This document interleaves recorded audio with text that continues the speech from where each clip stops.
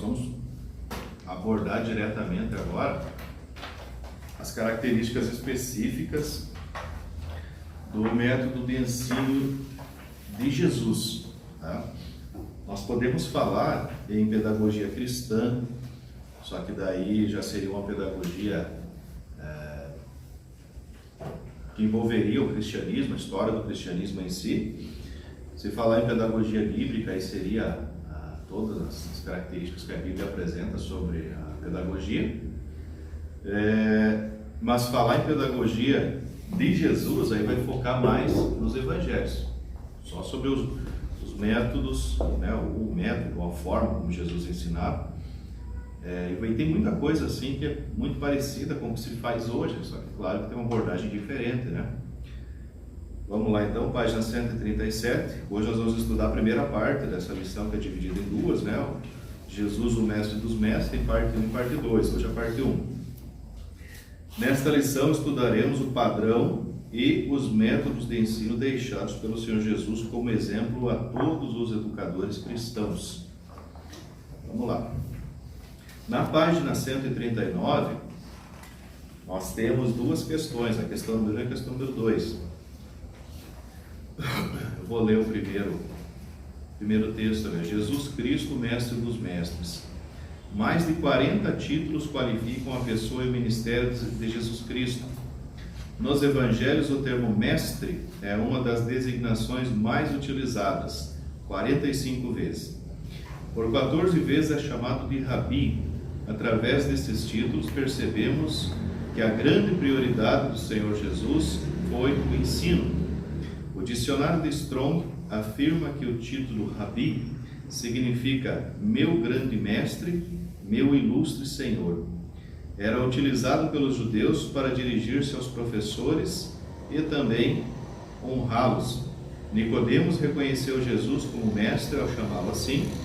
Rabi, sabemos que és mestre, vindo da parte de Deus. Ali ele usa as duas expressões, né? A expressão vinda do hebraico, Rabi, que significa essas duas possibilidades ali, meu grande mestre, meu ilustre Senhor, e o didáscalos, em grego, que dá a ideia daquele que ensina, daquele que repete o ensino. Então, o fato de a Bíblia trazer todos esses títulos e dar uma ênfase muito grande a Jesus ser chamado de mestre, né, o grego é o didáscalos.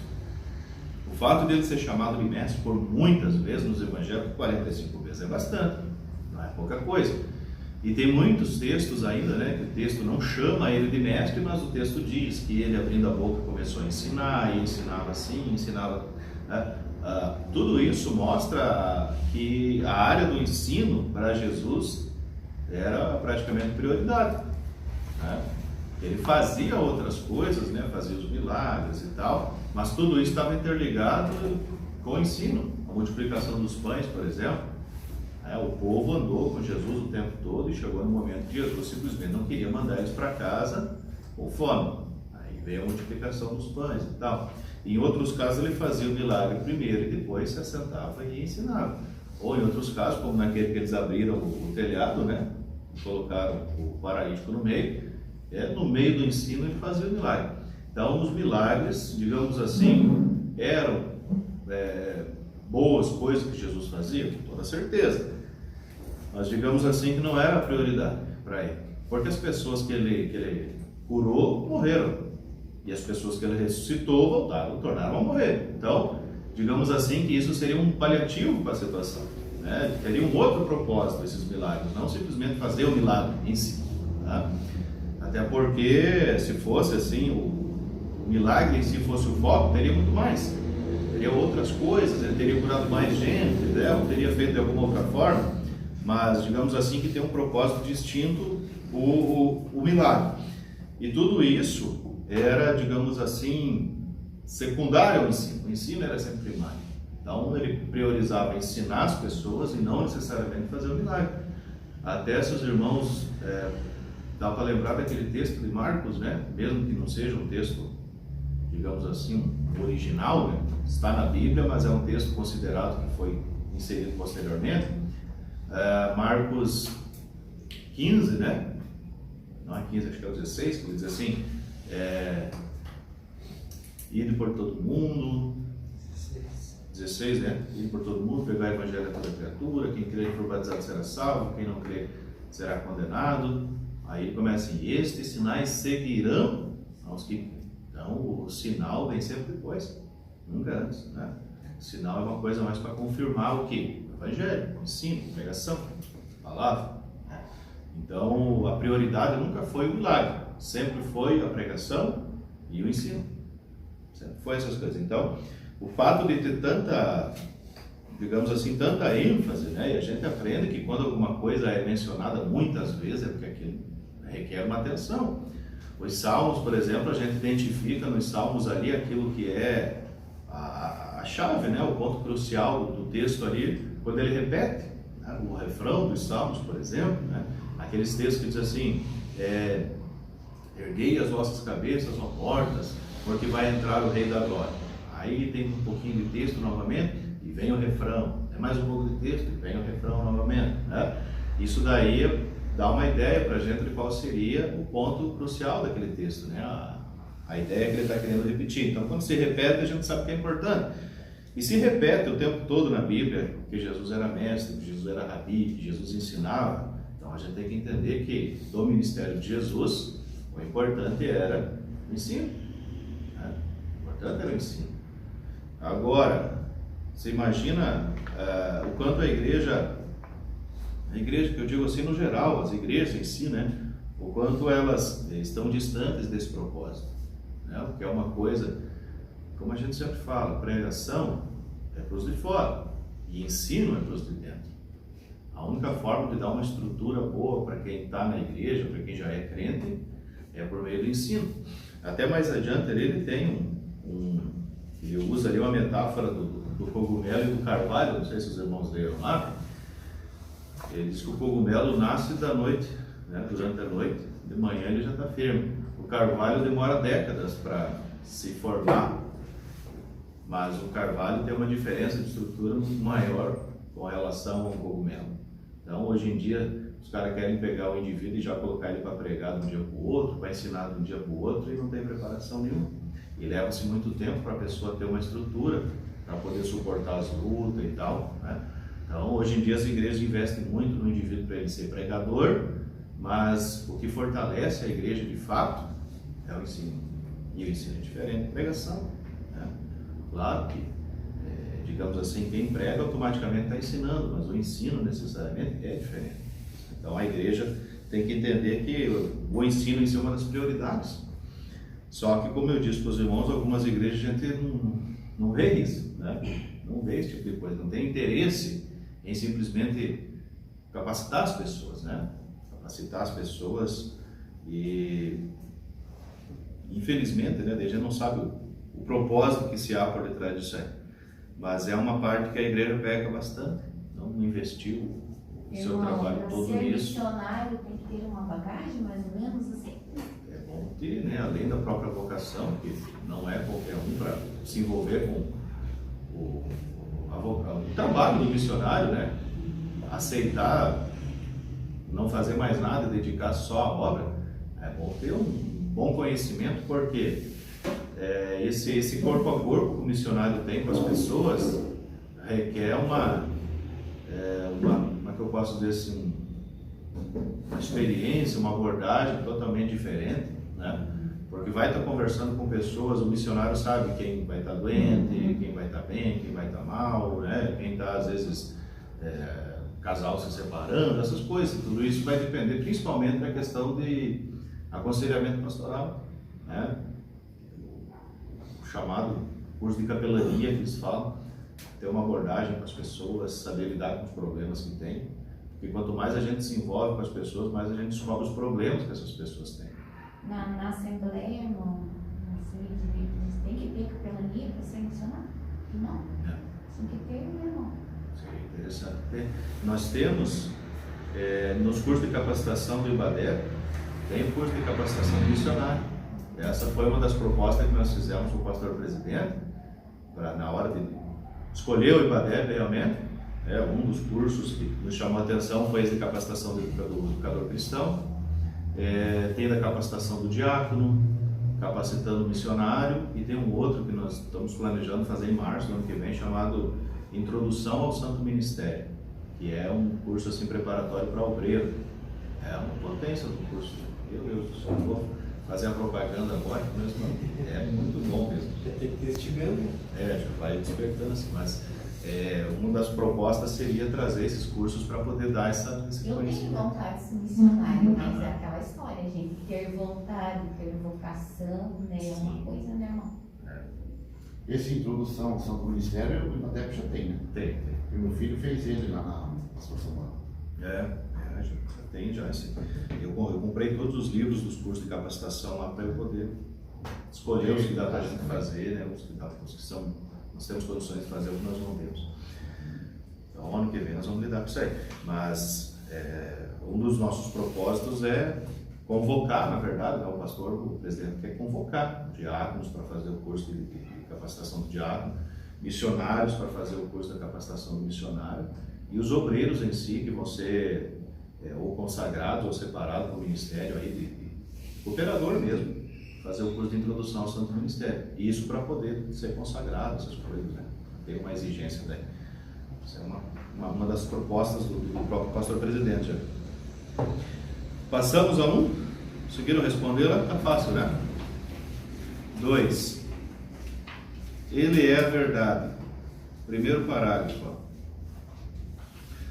Louis Lebar afirma que Jesus Cristo era o mestre por excelência, pois ele materializava em si a própria verdade, utilizava métodos perfeitos para mudar as pessoas, conhecia a todos individualmente, pois sabia como era a natureza humana.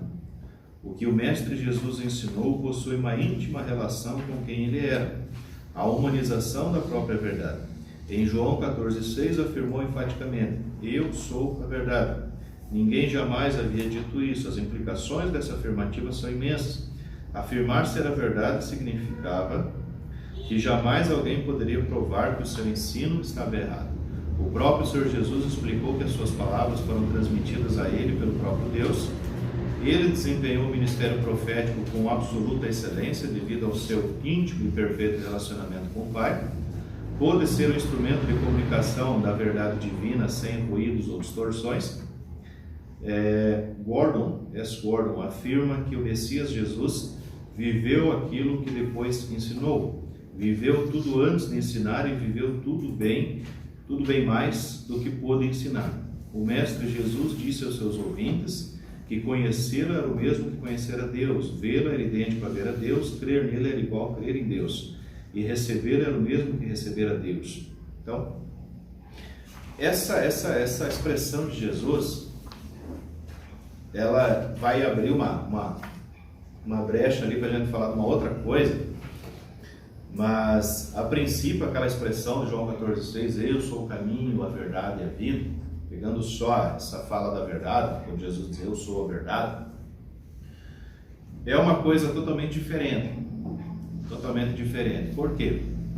Nenhum mestre, nem no Antigo Testamento que nós temos a literatura sapiencial, né, o livro de Jó, Salmos, Provérbios, Eclesiastes, Cantares, é chamado livro de literatura sapiencial e poética. Esses livros, tem livros ali que são poesias, são livros de sabedoria, mas nenhum desses livros arroga que alguém é a verdade. Né? Ele fala sobre amar a verdade, sobre amar a sabedoria, Provérbios, ele cobra muito isso, né? Que se tem que amar a prudência, buscar a sabedoria e tal. Então, é uma coisa totalmente inédita, né? Na filosofia não tem ninguém que arrogue para si dizer que ele é a verdade, né? Ninguém faz isso, até porque se considera errado em filosofia, por exemplo, acreditar-se que a verdade é determinada por uma pessoa, né? Hoje em dia tem gente concordando com aquela expressão, a voz do povo é a voz de Deus. Eu escutei gente falando assim, aquele negócio da voz do povo é a voz de Deus, está certo mesmo. Quando muita gente fala, deve ser verdade. Gente, quer dizer então que o que define a verdade é a quantidade de pessoas que repetem ela? Então, por isso estava errado. Então a multidão que mandou crucificar Jesus sabia exatamente o que estava certo. Entendeu? Essas coisas são complicadas. O que determina a verdade? Qual é o determinante da verdade? Como que a gente sabe que alguma coisa é verdade ou é mentira? Em filosofia é uma coisa. Aqui, o que determina que é verdade? O próprio Jesus. Né? Jesus está dizendo, ele é a verdade. Né? Eu sou a verdade, Jesus está dizendo. Se ele é a verdade, então tudo que ele rejeita, né, seria errado, tudo que ele aprova seria correto, o que ele faz seria... Então, isso dali seria a face da revelação da verdade. Aí tem um negócio interessante. Se a gente tem em mente que Jesus é a verdade, então a verdade está personificada. Tudo aquilo que Jesus faz é a verdade. Fora dele, não existe outra verdade. Agora, tendo isso em mente, vocês lembram daquele momento em que Jesus estava diante de Pilatos? E Pilatos disse para ele assim: o que é a verdade? Vocês sabem que Pilatos era romano, era ocidental, ele tinha conhecimento da filosofia em si. Os romanos eles não eram muito chegados em filosofia, eles eram mais retórico, político e tal, mas eles já tinham dominado o Império Grego. Então eles conheciam um pouco dessa cultura e sabiam do apreço dos gregos pela verdade, da busca da verdade dos gregos. E esse negócio de o que é verdade já era uma discussão antiga. Por que Jesus simplesmente não respondeu para Pilatos? Porque veja bem, a mulher de Pilatos já tinha dito para ele assim: não se envolva nas questões desse homem, desse justo, ela falou assim, porque essa noite eu sofri muito por causa dele. O texto diz também que Pilatos sabia que tinham entregue Jesus por inveja. Olhou para Jesus e falou para os judeus: eu olho para esse homem e não vejo nada de errado nele. Então ele já tinha duas evidências, né? O testemunho da mulher dele e o próprio testemunho da consciência dele, de olhar para Jesus e saber que não tinha nada de errado, né? E aí ele pergunta para Jesus o que é a verdade. O paradoxo dessa questão é simples. Você está na frente da verdade e não sabe o que é a verdade, entendeu? Porque ele simplesmente optou não querer saber a verdade. Quando ele pergunta para Jesus o que é a verdade, essa pergunta é uma pergunta irônica, porque você está na frente da verdade, você sabe que a tua consciência já provou para você que não tem nada de errado com aquela pessoa. A esposa já disse que sofreu por causa dele, então ele já tem testemunhos ali que estão contribuindo para que ele não se envolva naquela causa, né? Ou que resolva aquela causa, né? Porque escolha moral nós sempre vamos ter. Em termos de outras coisas nós não temos muita escolha, mas escolha moral nós sempre temos. E ele simplesmente vai lavar as mãos, né? Lavando as mãos, ele simplesmente entrega Jesus para ser crucificado. Então isso indica que ele fez uma opção pela mentira. A mulher testemunhou, a consciência dele testemunhou, e ele estava diante de Jesus. Ele não queria saber o que era a verdade, né? Ele não queria saber o que era a verdade. Ele nunca quis saber. Por isso que ele entregou Jesus ali depois. Eu não me lembro qual dos pais apostólicos lá que escreveu que Pilatos está até agora no inferno lavando as mãos. Ele está se justificar, né? Para que não... Isso, ele foi covarde, ele poderia, né, fazer alguma coisa. Então é uma opção que a pessoa tem. Você tem a verdade na tua frente e a mentira. Você escolhe. Não poderia ser falado também de uma opção psicológica também, irmão? Não? Ele, digamos assim, a pessoa que está num cargo daquele, ela já tem que estar preparada para resolver esse tipo de coisa, tá? Mas a multidão estava meio que, né, induzindo, né? Sim. Daí a gente pensa também assim, né? A multidão estava enfurecida, mas você sabe que os romanos são conhecidos pela crueldade. Ele mandaram descer a espada em todo mundo. Não segurava nem. Era só Pilatos abrir a boca. Poderia ter resolvido a questão de outra forma, mas o negócio deles era querer agradar os judeus, entendeu? Para querer, digamos assim, ganhar eles, para querer agradar os judeus. Ele fez isso com Jesus. Poderia ter agido de uma maneira diferente e não agiu. Mas isso é um contexto para nós seres humanos, né? Agora, porque para Deus já estava determinado, né? Tinha que acontecer. Estava Se não fosse pela mão de Pilatos, seria por outro. Seria por outro. Se não fosse pela Bíblia, seria por outro. Uma vez a gente estava falando sobre Judas, gente, se não fosse Judas que traz Jesus, seria outro. Né? Não precisava necessariamente ser ele. Como eu falei, a escolha moral a gente sempre tem. E ele chegou a cogitar, né, para Cristo, se Cristo não sabia que ele tinha poder de absolvê-lo ou condená-lo. Exatamente. O próprio Cristo falou: você não teria poder nenhum sobre mim se do céu não fosse comandado. Exatamente. Então, Cristo, Jesus, é a materialização, a humanização da própria verdade. Essa já é uma das características distintivas dele. Ele não está ali para ensinar a verdade. Que negócio interessante. Ele lembra aquele texto de Mateus 11:28? Ele diz assim, ó: vinde a mim todos vós que estáis cansados e oprimidos, que eu vos aliviarei. Tomai sobre vós o meu jugo e aprendei de mim, que sou manso e humilde de coração. A ideia do vinde a mim, do aprendei de mim, tudo isso daí indica que as pessoas tinham que, para aprender de fato alguma coisa, tinham que vir até Jesus e andar com ele. Porque quando ele diz eu sou o caminho, a verdade e a vida, ele não está dizendo assim, eu vou ensinar para vocês o que é a verdade. Se você quer aprender o que é a verdade, você anda comigo. Você vai ver a verdade. Então é diferente. Aí você vê a segunda parte do comentário do autor aqui.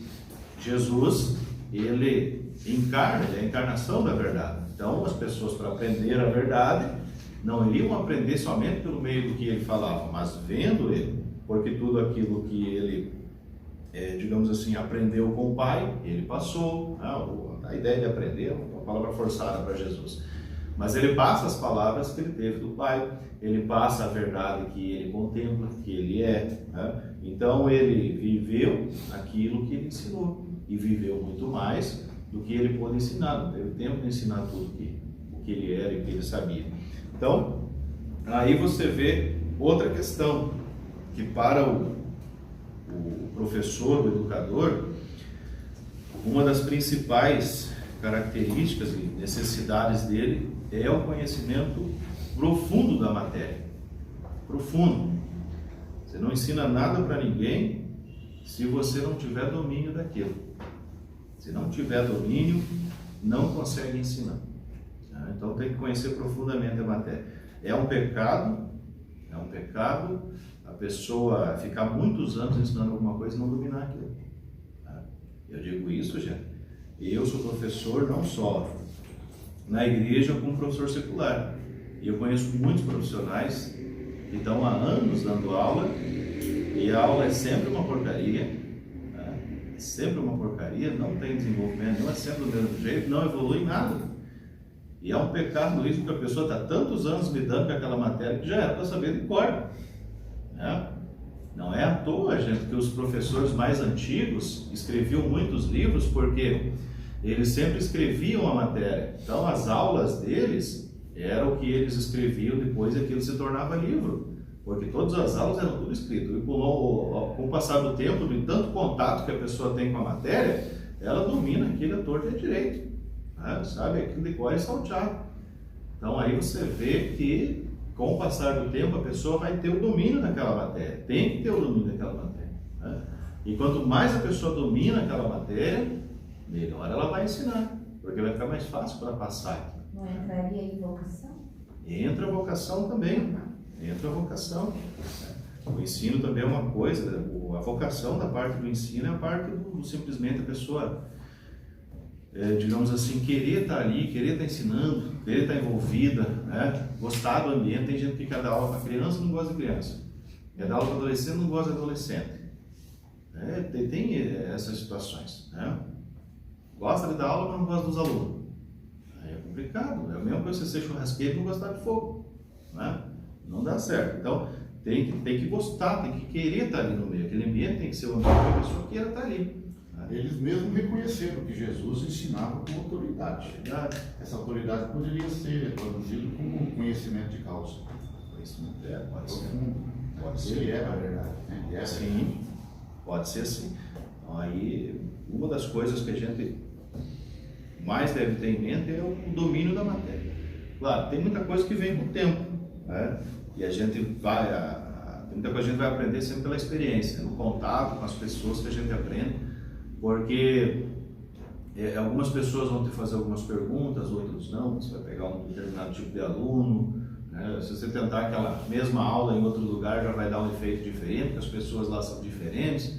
E quanto mais as pessoas vão tendo, quanto mais o professor vai tendo contato com os alunos, mais ele vai tendo experiência, né?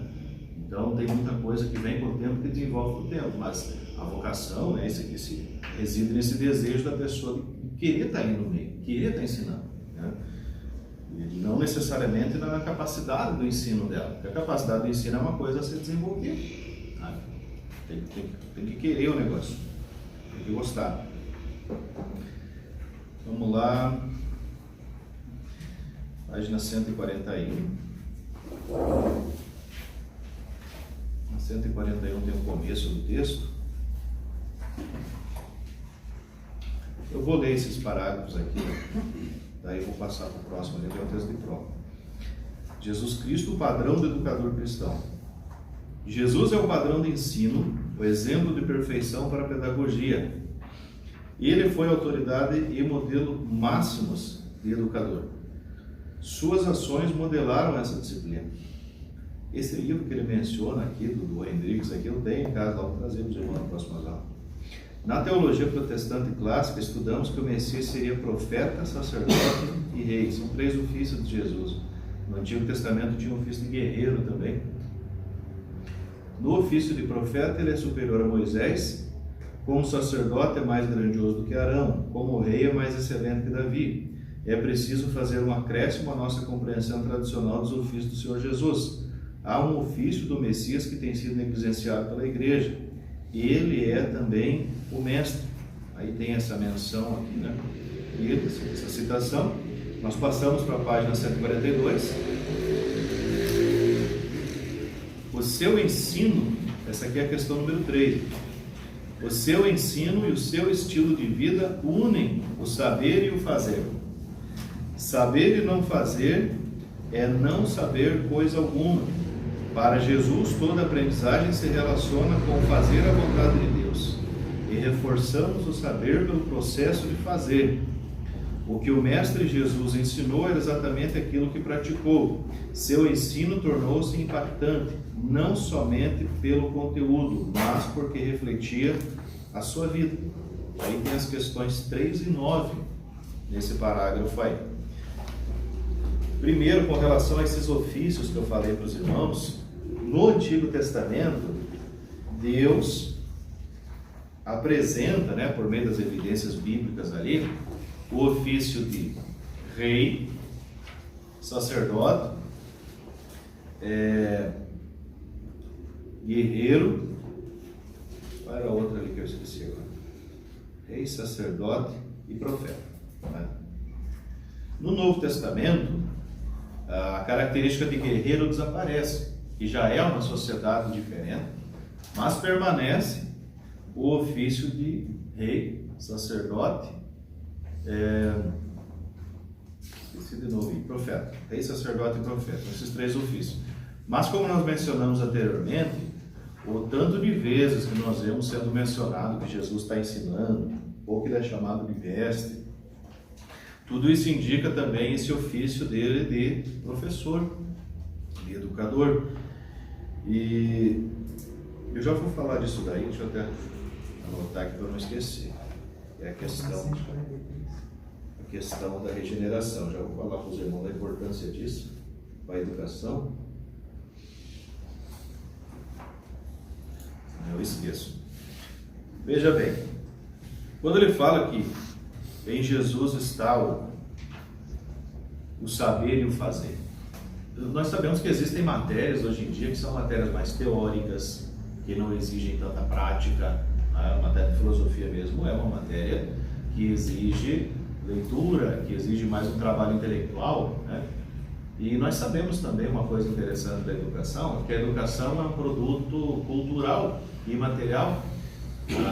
A educação não produz alguma coisa, não tem um produto, de fato, como uma empresa que produz alguma coisa.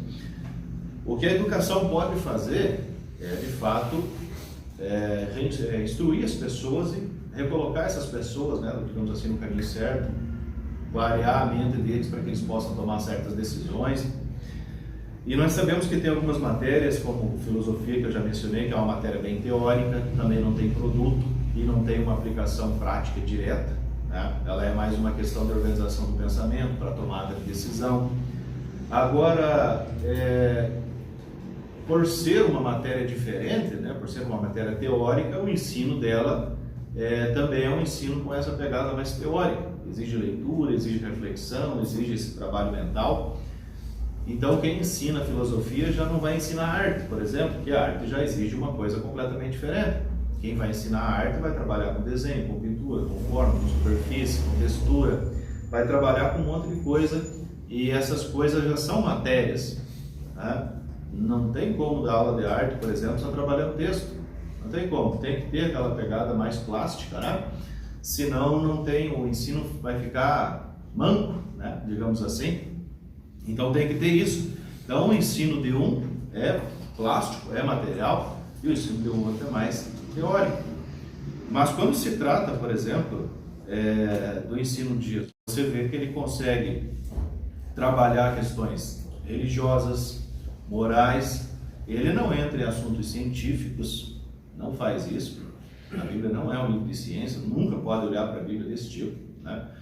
Ele não entra em assuntos sequer de filosofia, ele pega no máximo algumas coisas que vieram já desde da época da literatura sapiencial, trabalha com essas coisas, como é o elemento da verdade que nós falamos agora há pouco, né? A sabedoria em si. Mas ele consegue trabalhar isso de uma maneira prática, unindo o conhecimento com o saber diretamente. É um pecado também que os professores cometem, de aquilo que ensino não ter relação com o que é feito no dia a dia, né? Não tem relação. Os alunos não estão errados ao se perguntar o que a gente vai fazer com isso aí. Está aprendendo? Vamos estudar a fórmula de Bhaskara, beleza. Vai servir para quê? O aluno tem que saber. Eu não vou responder essa pergunta porque eu sou professor de matemática, mas tem que responder. O aluno quer saber para que vai servir. Vamos aprender o delta, beleza. Vai servir para quê? Porque se não for para ter uma serventia, você está tomando o tempo da vida das pessoas à toa. Né? Boa noite, na paz do Senhor. Se a gente vai ensinar alguma coisa que não tem ligação nenhuma com a vida do aluno, é inútil, gente. É completamente inútil. Mas acontece, né, professor? Nossa! Como acontece, gente? Como acontece? É isso que às vezes se torna desmotivante, né? As pessoas se desestimulam muito facilmente porque ele não vê necessidade. Por que você vai estudar? No Brasil é assim, termina o segundo grau, que hoje falam diferente, e o aluno está aí, sai, não tem profissão nenhuma. Os países saem tem uma profissão. O irmão viu os comentários do PSS do Estado de agora? Dos questionamentos, das questões, coisas assim que diz que nunca viram na vida, e agora fazer o que estava lá.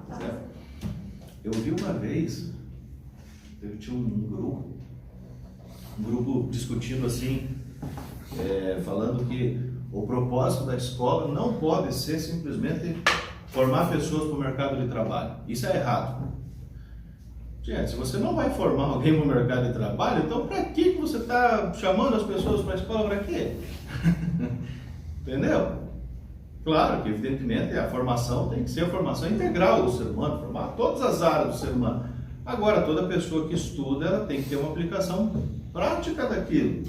Sim, a pessoa tem que ser formada no mercado de trabalho, senão qual é a serventia da escola, gente?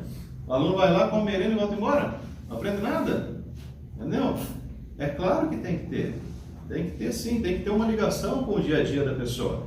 Você não pode chegar lá e ensinar alguma coisa simplesmente por ensinar, porque o currículo pede, porque o currículo manda ensinar aquilo, se aquilo não tem ligação nenhuma com o dia a dia da pessoa. A pessoa não vai usar aquilo para nada. Não, para nada, aquilo não tem serventia nenhuma. É um pecado fazer isso, já está tirando o tempo de vida das pessoas. E esse questionamento que o irmão está falando aí já está se fazendo há muito tempo, né, irmão? Mas não muda, né, irmão? A gente não entende isso o porquê. Está há anos, a filosofia da educação sempre cobrando isso.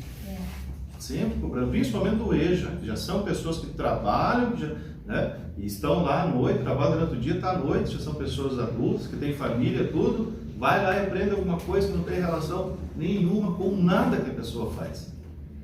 Tá? Só querem diploma dele. E não tem, digamos assim, o que motiva. Só um lugar que não tem importância mesmo vai ser o diploma. O Constantino já trouxe essa igreja para Petela, né? Para proteger os cristãos. Encheu a igreja de cerimônia. Daí, os cristãos verdadeiros, antes era verdadeiro, eles morriam queimados. Aí eles não eram de verdade. Depois, cheguei a elite de ser cristão. Não está sendo. Ficou só o rito da coisa, né? E ficou vazio. Você vê que Jesus ele trabalha de maneira interessante. Primeiro que a forma de começar a ensinar já é trazendo alguma coisa, as parábolas que ele trabalha ali já é coisa do dia a dia das pessoas. A parábola da rede, a maioria das pessoas que ele está ensinando era pescador, né? Todo mundo estava ali. Quando ele vai falar sobre comércio, a parábola da pérola, né? A grande pérola, a pérola de grande valor, muito comércio em Jerusalém está falando de uma coisa que todo mundo conhece, né? As moedas, a dracma, as noivas, as virgens, sabe? Isso é coisa que todo mundo conhece, né? E a própria maneira dele ensinar já mostra para as pessoas o que as pessoas têm que fazer. Já deixa claro para as pessoas saírem dali pensando no que elas vão ter que fazer. Então, aquilo que ele ensina já tem uma relação moral, religiosa, espiritual direta com a ação prática da pessoa, né? Então, o saber e o fazer estão praticamente fundidos ali no trabalho de Jesus, né? E como nós estamos falando agora, eu estou para ver ainda uma escola que traga as coisas assim dessa maneira, que traga as coisas para os alunos assim, vamos ensinar para vocês, coisa que já dá para vocês trabalhar, já dá para vocês produzir.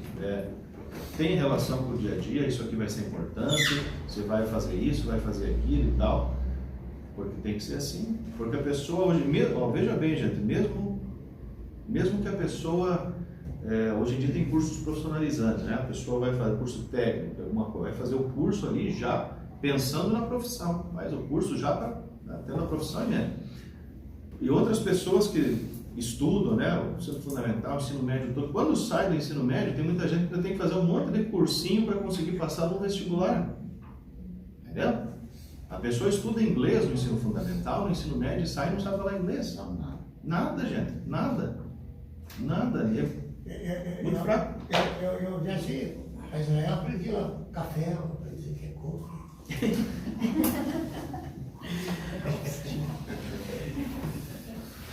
Então vejam. Vejam que é sofrimento não falar inglês. Né? Tem que ter a prática. Eu voltei e botar estudar inglês, comecei uma aula aí também que muito complicado. É melhor arrumar o dia lá do que. A prática, né? Tem outra coisa aqui também que vale a pena falar, vale mesmo, que é a questão, aquilo que eu mencionei anteriormente, a questão da prática, da autoridade de Jesus no seu ensino. O próprio Jesus ensinava coisas que eram coisas que ele fazia, né? Por isso que ele convidou as pessoas, quando ele diz assim, vinde a mim, todos vós, aprendei de mim.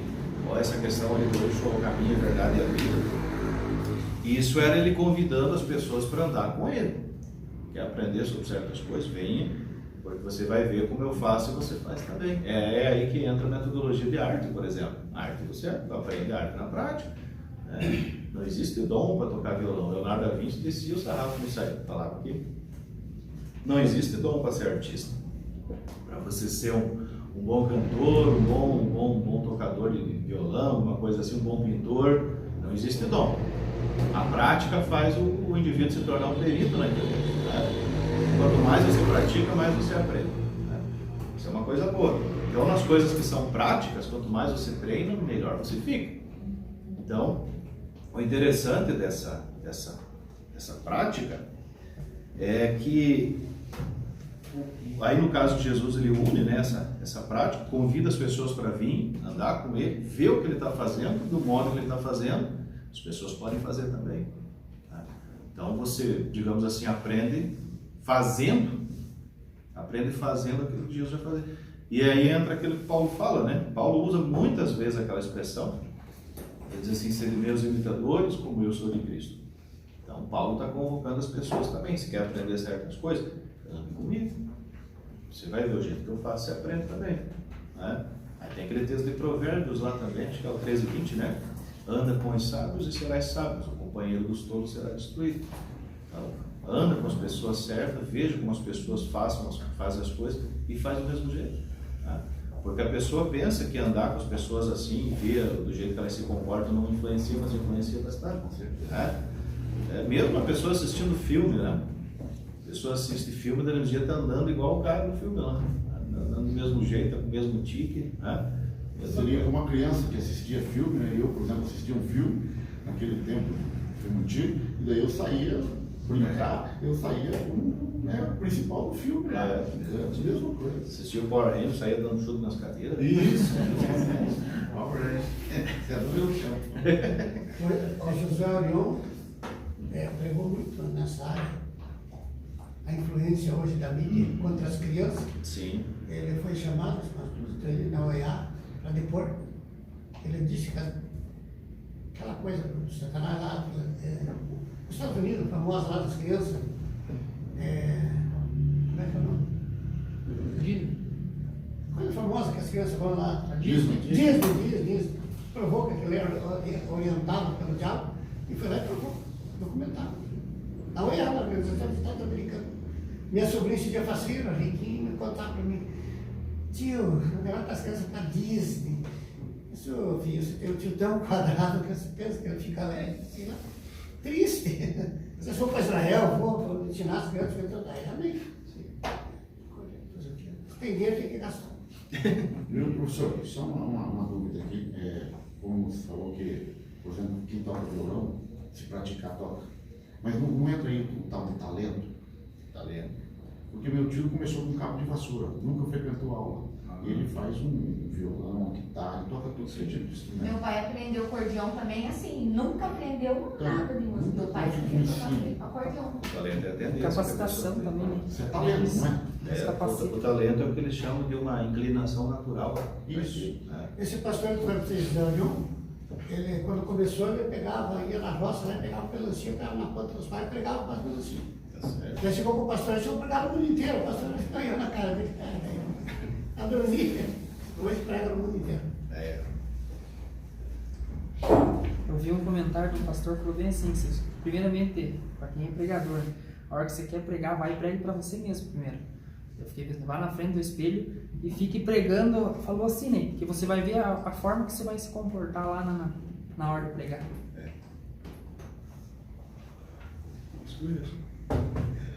E falar sobre a questão da regeneração, vamos para frente, você volta nesse tema aí, eu falo.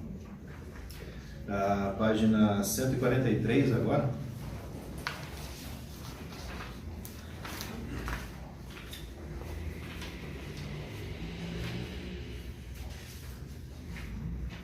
É a questão 5.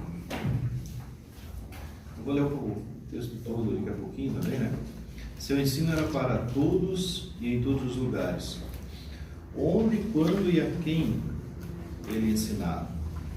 O Mestre Jesus ensinou nas sinagogas aos sábados, nos montes, nas planícies, às margens dos lagos, em todos os lugares possíveis, a todos em qualquer momento que fosse necessário.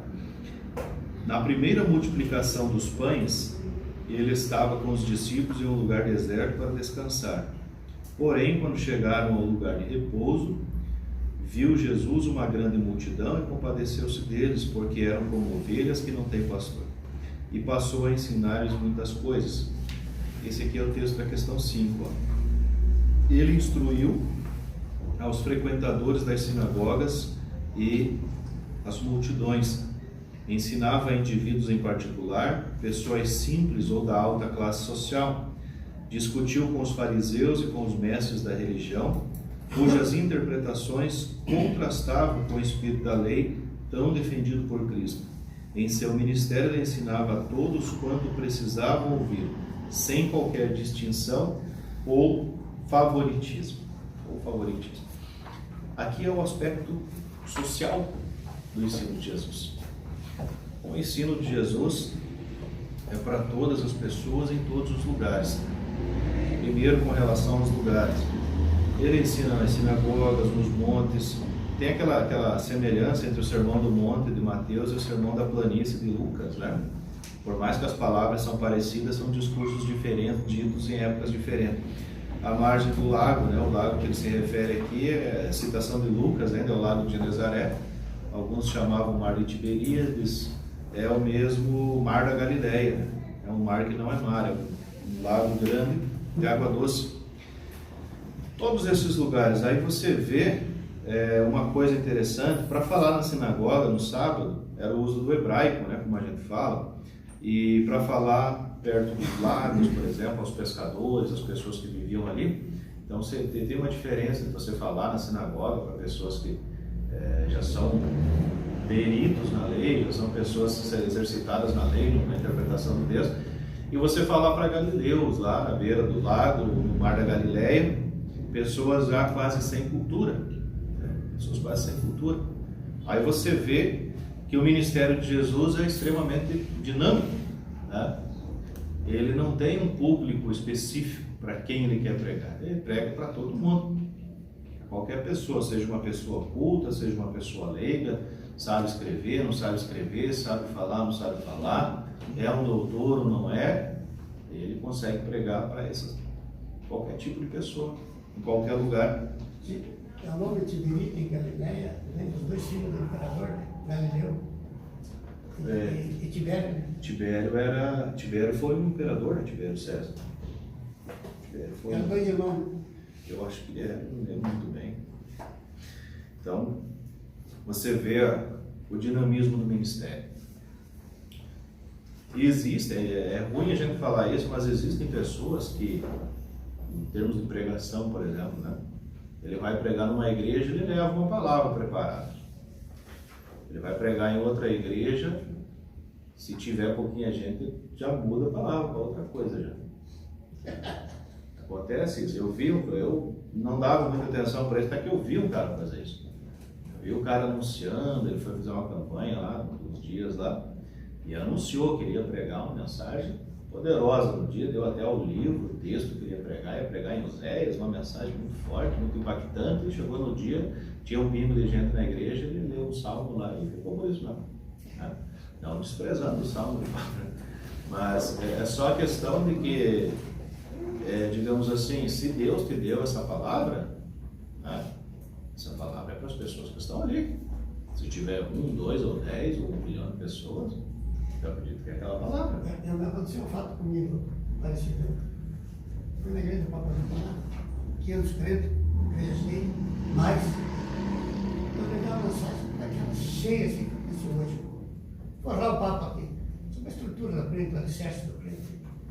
Mas aí não preguei isso, não, mas por quê? Essa mensagem. Aí me convidaram para ir num culto lá no Pinheiro Grosso, até do Numeiro, lá no fundão, um reichinho lá com uns 15 crentes. Eu disse, não, é aquela mensagem, eu não vou pregar aqui, capaz de eu ler o versículo. Mas virei a Bíblia e não achei outra coisa. Eu depois eu pegar sobre o crente, eu deixei também aquela mensagem. E foi o último culto ali que estavam brigados, eu fui brigado. A mensagem foi profética. E eu não entendi, eu pensei que não é. Isso aí. As pessoas humildes, irmãos, são mais suscetíveis assim a obedecer a palavra do Senhor, eu não acho, do que os mais outros, digamos assim. Se não for humilde, não serve a Deus. Não. Essas Ou pessoas. ou não é servidor de Deus.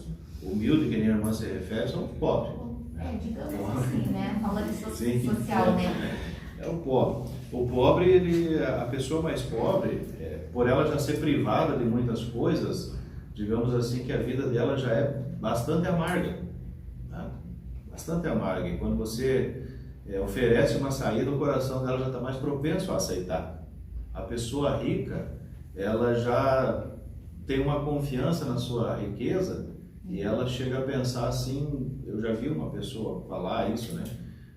Que a empregada era da igreja, né? Convidou a patroa dela para ir para o culto, a patroa disse assim, eu vou na igreja para pedir o quê? Já tem tudo, né? Minha mãe ofereceu Jesus para a patroa dela 15 anos atrás, ela estava no leito de morte, ela era espírita. Ela não quis aceitar o Jesus da mamãe. E a minha mãe ofereceu daqui 2 anos para o esposo dela, eles eram da mesma classe social, né, claro, né? E ele aceitou Jesus. O jovem rico não Aí aceita, né? interessante, né?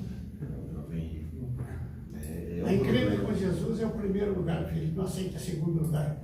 Ou é o primeiro lugar para ele, ou telão. É um problema mesmo essa questão. Você vê a gente percebe assim pelo próprio desenvolvimento da igreja. Você abrir uma igreja no centro da cidade é uma coisa. Você abrir uma igreja no meio do bairro bem pobre é outra. Lá onde você abriu no bairro pobre, em pouco tempo a igreja vai estar lotada. Está lotada. E no centro o negócio vai demorar um pouquinho mais para andar. Justamente porque as pessoas que têm uma riqueza, elas pensam que não tem falta. Né? O rico lá da história do rico lá, ele não tem falta de nada. Né? Não tem. Jesus sempre se preocupou com ele. Jesus sempre se preocupou com ele. Sim. E a questão do ser humano, nessas condições financeiras, por exemplo, uma classe bem alta, a última coisa que ele vai se preocupar é com a alma, com a salvação dele. Realmente. É a última coisa da vida dele. Sim. É quando não tem mais jeito. Realmente. Tem muita gente rica que é humilde. Já são pessoas diferentes que já, digamos assim, eles têm dinheiro, têm poder aquisitivo, mas eles têm um caráter diferente já de não ter confiança naquilo. Né? De saber realmente que dinheiro é uma coisa, que religião é outra, né? De não ter essa mentalidade de confiar na segurança da riqueza. Ou muitos ricos às vezes começam a sofrer com doença principalmente, né? Alguma coisa assim que faça com que eles se sintam pobres, né?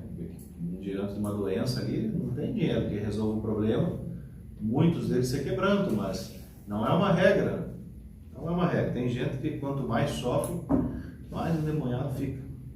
Tem muitos casos assim, que o cara está morrendo de câncer, está apodrecendo e não abre mão de jeito nenhum. É difícil, tem gente que é bem complicado. Mas essa questão do poder aquisitivo pode influenciar sim na aceitação do Evangelho. Então, pode ver aquela expressão, né, apesar que eles têm uma compreensão, que grande maioria são acadêmicos, assim, né? Eles ficam pensando, porque eles têm um raciocínio sobre aquilo, né? Tem. Já o humilde não tem esse, né? Alguns, né? Mas, pastor, eu pastorei uma igreja numa favela, o ministério mais era na favela. E lá você, um pregador assim, que tem um carro melhor, não vai para a favela pregar. Os meus crentes não vão. Onde que é a igreja? Então, dentro do próprio cristianismo, por exemplo, o pregador vai de ônibus pregar num lugar, mas se ele comprar um carro bem chique, ele já fica preocupado com o carro dele que ele deixou lá na rua. Isso aí é automático, é do ser humano. Então a gente tem que tomar muito cuidado com isso, porque a riqueza até nisso influencia. Por isso que o povo dividiu aquelas duas coisas, verso 8, né? Então a riqueza demais também não miséria demais. Quer dizer, Exatamente. Mas tem um irmãozinho que tem uma igreja no interior, São Pedro, comprou um carro zero, mas não comprou o negócio, estava no carro. Perdeu o carro, perdeu tudo agora. Não precisa mais. Acontece isso é complicado. Deixa eu voltar aqui o texto aqui. Então, esse dinamismo de Jesus, da capacidade dele de pregar, a gente vê a dificuldade que os profetas tinham, por exemplo. Né? O profeta, você vê que o profeta tinha uma designação para pregar para um determinado público. Pregava para aquele e não pregava para outro. Né? Jonas vai pregar onde? Jonas vai pregar lá em Nínive. Tem que pregar em Nínive. Não é para ir o outro, é para ir Jonas. Aí os outros profetas, principalmente os profetas menores. Os profetas menores eram mais profetas locais. Deus chama ele e ele vai pregar para aquele povo, né? Para aquelas pessoas, para aquela classe. Eu imagino o curso preparatório que Jonas fez para ir para Nínive, né? A faculdade que ele estudou, né? É 90 europeus que passaram para ele obedecer, né? Aí no Novo Testamento nós temos a questão de Paulo, o dinamismo de Paulo também, né? Paulo faz exatamente a mesma coisa. Ele consegue pregar para pobre, para rico. Mas para os gentios. Isso, ele tem. Você vê que ele prega para pessoas mais simples, E tem momento que ele vai pregar lá para os filósofos lá no Areópago. Aí você vê que Paulo também tem esse mesmo dinamismo. Não separa, não faz acepção, entende que todas as pessoas precisam do Evangelho, seja rico, seja pobre, todo mundo precisa de salvação. Então, precisa viver tudo para com todos. Exatamente, esse é um texto bem interessante para isso mesmo. Então você vê aí esse dinamismo do ministério. Não existe o favoritismo. É claro que quando se trata de ensino, na igreja, por exemplo, tem pessoas que já têm uma facilidade de lidar com criança, né? Já não gosta de lidar com adulto. Tem gente que consegue lidar melhor com os adultos, já não consegue lidar com criança, entendeu? Aí é claro que a gente não é Paulo e não é Jesus, né? Se a gente não consegue lidar com determinado faixa etária, algum grupo de pessoas, a gente tem que ter a liberdade de poder escolher o outro. Não, eu consigo lidar melhor com isso aqui, vamos lidar melhor com isso aqui, né? Melhor do que ficar, às vezes, atrapalhando, não rende, a obra não vai, né? A pessoa se desmotiva, o povo não aprende. Então, por exemplo, para lidar com criancinha, né, é um ministério bem difícil, na verdade, porque não é qualquer pessoa que se sujeita, que gosta de lidar com aquilo, entendeu? Às vezes, quando tem culto na igreja, que é culto voltado para as crianças já, os adultos já não entendem, não aceitam aquele tipo de culto, né? Eu já vi gente reclamando, né, que parece uma palhaçada e tal, mas o culto não é para adulto, o culto é para criança. A criança precisa de uma pegada diferente, ele precisa de um método lúdico, uma coisa mais tangível, tem que ser mais colorido, tem que ser maior, tem que ser mais simples, a linguagem tem que ser simples. E não é qualquer pessoa que faz isso, gente. Eu tive uma experiência com meu filho. Criança vê tudo que é tipo super-herói, assim, boneco. Aí eu peguei, o irmão contou uma história assim, eu fui e contei pra ele. Falei, ó, comecei a apresentar Jesus como um super-herói pra ele. Comecei a falar que Jesus, o poder que Jesus tinha foi derramar o sangue na cruz, e comecei a falar. Ele ficou com aquilo, e ele chegou pro meu sobrinho e falou que ele não gostava mais daquele super-herói. Gostava de Jesus, que Jesus era mais poderoso de tudo. Só que daí o outro chegou e com os bonecos ele chegou assim, ô pai, agora eu quero um boneco de Jesus, agora cadê meu boneco do super-herói? Daí, a mente da criança, eu falei, filho, não existe um boneco de Jesus, quando você crescer você vai entender, ele fica aquilo. Que lindo. Interessante. Bem interessante. Então, a gente tem que entender hoje em dia as nossas limitações. Né? Eu comecei a trabalhar trabalhando com criancinha. Eu não consigo lidar com criancinha realmente. Você é parecido com o Paulo? O Paulo também trabalhou com as crianças, né? Só para ver se ela era ouvido. Ele não vai levar as crianças, para ver se você bate com ela. Então veja,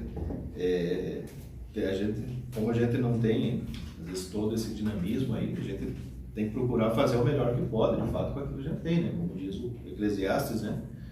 Fazei tudo que vier à vossa mão, conforme as vossas forças. Se conseguir, faz, se não conseguir, tenta outra saída. Mas... O irmão tem um filho pequeno, né? Tem um filho pequeno. Tem, mas ele... O irmão sabe do universo, então. Sim, não, eu sei como é que é, Vamos fazer um intervalinho? Que horas são? 8h32? Vamos fazer um intervalinho, daqui a pouco a gente volta? Pode ser? Então tá. Eu trouxe um chá. Tem ninguém lá fora? Começa. Vai aqui.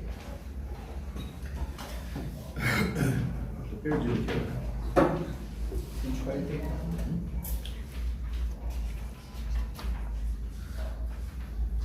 $144.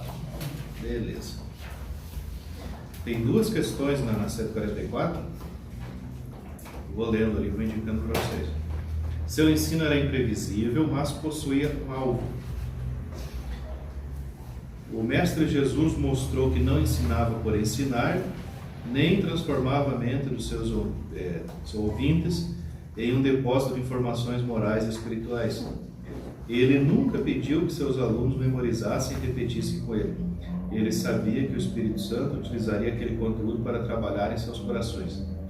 E o coração é de onde procedem todos os pensamentos e ações. Veja bem, essa é a questão número 8. Olha que negócio interessante. Primeiro, nós sabemos que tem muitos pregadores no Brasil que valorizam muito o ato de decorar versículos. É bom, não chega a ser uma coisa ruim, mas não é uma prioridade, e não pode ser uma prioridade. Aliás, ficar decorando as coisas não é uma prioridade. Por quê? Primeiro, a gente decora as coisas por meio da repetição. Quanto mais repete, quanto mais tem contato, mais vezes tem contato com aquilo, mais a gente decora, mais aquilo fica na nossa mente. Salmo 23, o Senhor é meu pastor e nada me faltará. Por que a gente conhece, decora? Porque dia e noite tem alguém falando, é lido na igreja, é mencionado, sabe? Pessoas mandam imagem pra gente, direto, sabe? Direto. Então, com o tempo, é meio que automático decorar muitas coisas. Assim como a gente aprendeu cores, letras, símbolos e tal, a gente vai aprender esses versículos também, essas coisas, né? Por causa do contato que a gente tem com aquele material. Quanto mais contato, mais a gente grava na nossa mente. Então, decorar é importante? Mas não é prioridade. Nunca deve ser prioridade. Nunca pode ver, digamos assim, o ato de decorar como sendo a coisa principal. Os judeus, os primeiros judeus ali, eles acreditavam que tinha que decorar, porque depois de decorar é que o aluno conseguiria fazer algumas conexões, né, tirar algumas lições daquilo. Se não tivesse decorado, não tinha como fazer isso. Mas, gente, era uma época em que a tradição era oral, entendeu? Era tradição oral, não tinha livro escrito, entendeu? Então as pessoas tinham que decorar. É claro que existem pessoas que têm uma memória muito melhor que a memória de outras pessoas, entendeu? O Sócrates usava o que os gregos tinham uma técnica chamada Palácio da Memória. Não sei se os irmãos já ouviram falar disso. Palácio da Memória. Sócrates usava isso. Tem uma série, ela está disponível no Amazon Prime. Vou recomendar para os irmãos porque é boa. É a série O Mentalista. Não sei se alguém já assistiu. Se não assistiu, assista, que é bem bom. E ele usa. É uma série boa. E ele usa essa técnica do Palácio da Memória. Os investigadores, eles usam muito isso por causa de conseguir lembrar das provas, né, evidências e tal. Então, isso é importante. Mas, digamos assim, para nós que vamos ensinar para o aluno que vai aprender, não é tão importante decorar as coisas. Por quê? Porque a gente vai acabar decorando um monte de coisa que a gente não vai usar. E isso acelera o nosso pensamento, faz a gente perder o sono e ficar mais cansado. Entendeu? O excesso de informações na nossa mente torna a nossa vida mais cansativa, entendeu? Mais agitada. Não gostei de saber disso agora. Eu não trouxe aqui, eu poderia ter trazido. Eu tenho uma coleção de livros em casa que falam sobre o trabalho intelectual. E um dos melhores que tem dentro dessa coleção é um livro do Sertilanges. Ele escreveu sobre algumas teses, alguns conselhos, na verdade, do Tomás de Aquino.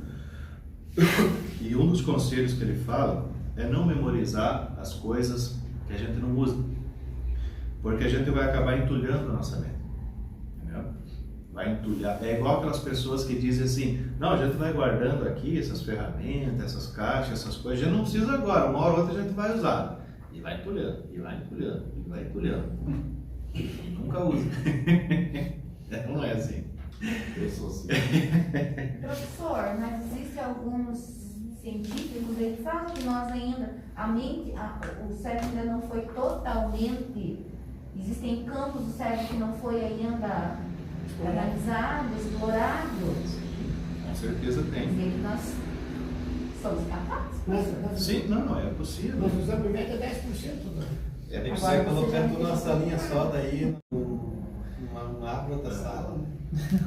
É possível, dá para decorar, dá, mas pensar em decorar tudo, tem coisas que simplesmente não tem necessidade. Tem 70 anos. Não. Daí aquilo vai entulhando e isso pode nos causar muito cansaço. Não interessa, né?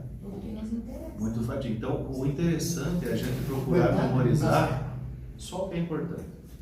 Só o que é importante. Dar lugar na nossa mente, valorizar a nossa mente, dar lugar para ela, na nossa memória, no caso, dar espaço na nossa memória só para coisas úteis. É o que a gente vai usar realmente, né? E não colocar na nossa mente toda e qualquer coisa. Antigamente, eu até li muitos livros porque eu queria decorar. Eu achava bonito os pregadores decorando versículos, citando para cá e para lá, torta e direito, com uma facilidade tão grande. E eu li muitos livros a fim de entender como é que funcionava esse processo para poder decorar também. Até que eu me dei conta de que o trabalho intelectual, ele não pode ser focado na memorização. A memorização é uma coisa que você tem automaticamente com o tempo, né? Aquilo que você mais usa fica fixo na tua mente. Então, tem uma melhor forma de memorizar as coisas, que é pelo exercício intelectual do questionamento. Aqui a gente tem que saber, porque quando você fala, por exemplo, da Bíblia para alguém, tem que ser com fundamentação, né, professor? De fato. Só que veja que a gente hoje em dia consegue, claro, não dá nem para fazer isso, mas a gente vai, hoje em dia, a gente tem capítulos e versículos. Ah, está lá em tal lugar, né? A gente sabe que o Antigo Testamento, na época de Jesus, não tinha nem capítulos nem versículos, isso tudo é coisa posterior. Mas quando ele cita um texto, por exemplo, Paulo, quando cita, ele diz assim, ele nem diz assim, fulano escreveu, ou está em tal livro, ele diz assim, foi escrito, e outra vez também está escrito, e outra vez. Ele não indica o lugar, não está falando de quem, está na mente dele, ele sabe que está ali, ele usa aquilo, né? Ele não precisa indicar especificamente. Está lá no livro tal, foi escrito pelo fulano de tal, no tal, capítulo tal, versículo. Não. É desnecessário. Ele está mais interessado no conteúdo, né? Ele não declara só. De fato, mas a questão é uma verdade, né, professor? Porque quando a gente prega para crente, o crente fica querendo, curioso, querendo saber um versículo, para confirmar, para ver se é aquele mesmo, se você cita. Mas se você estiver pregando para incrédulo, ele não quer nem saber o capítulo do versículo. Isso, exatamente. Por isso ele não faz diferença. Escrito. O importante é que está na Bíblia, porque se você falar está lá no capítulo tal, no versículo tal, ele não vai procurar. Né? Agora o crente não, o crente vai confirmar que esse pregador negou. É tudo isso. Mas eu vou Mas conferir, até, vai irmão, contar os problemas.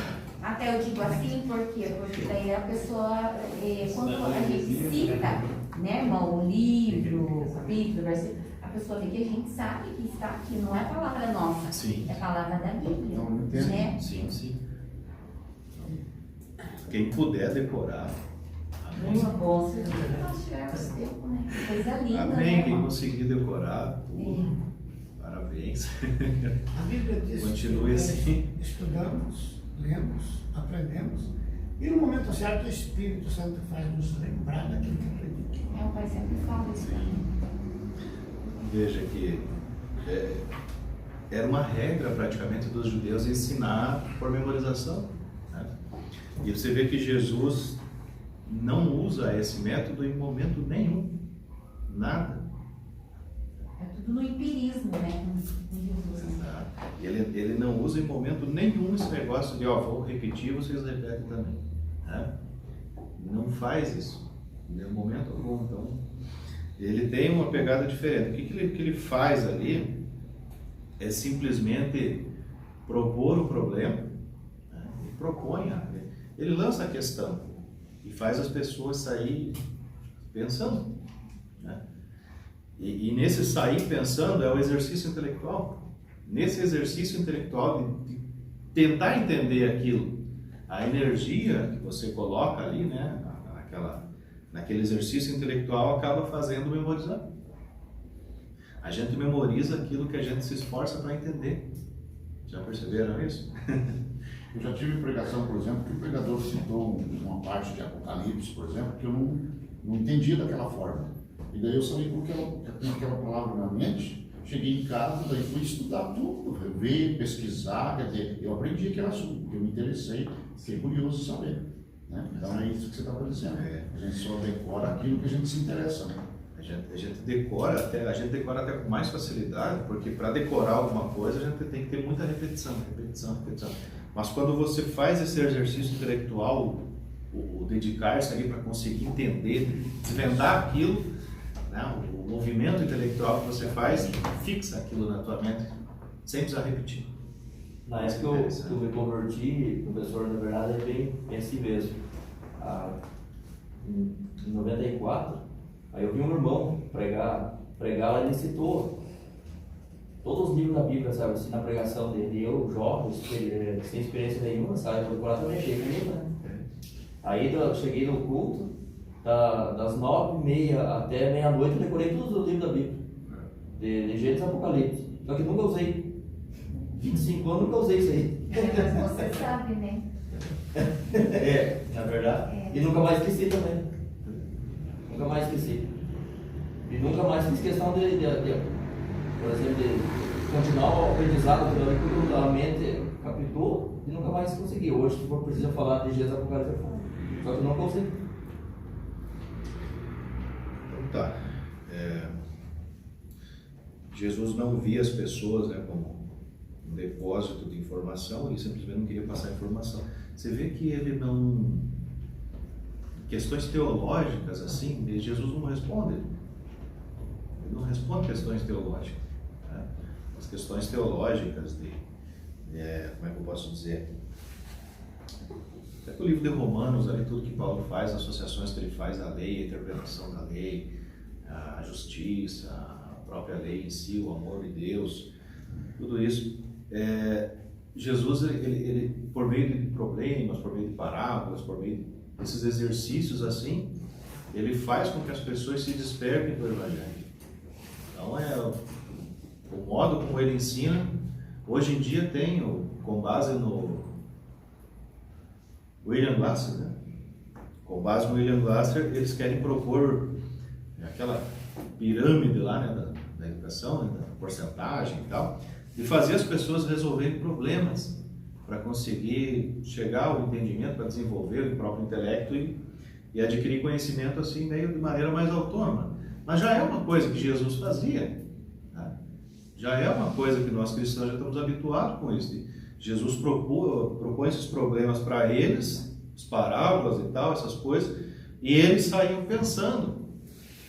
E esse trabalho intelectual fazia com que eles chegassem a conclusões e decorassem, entendessem as coisas. Então, isso é interessante. Não era um exercício simplesmente de decorar por decorar, de receber a informação para receber. Não era assim.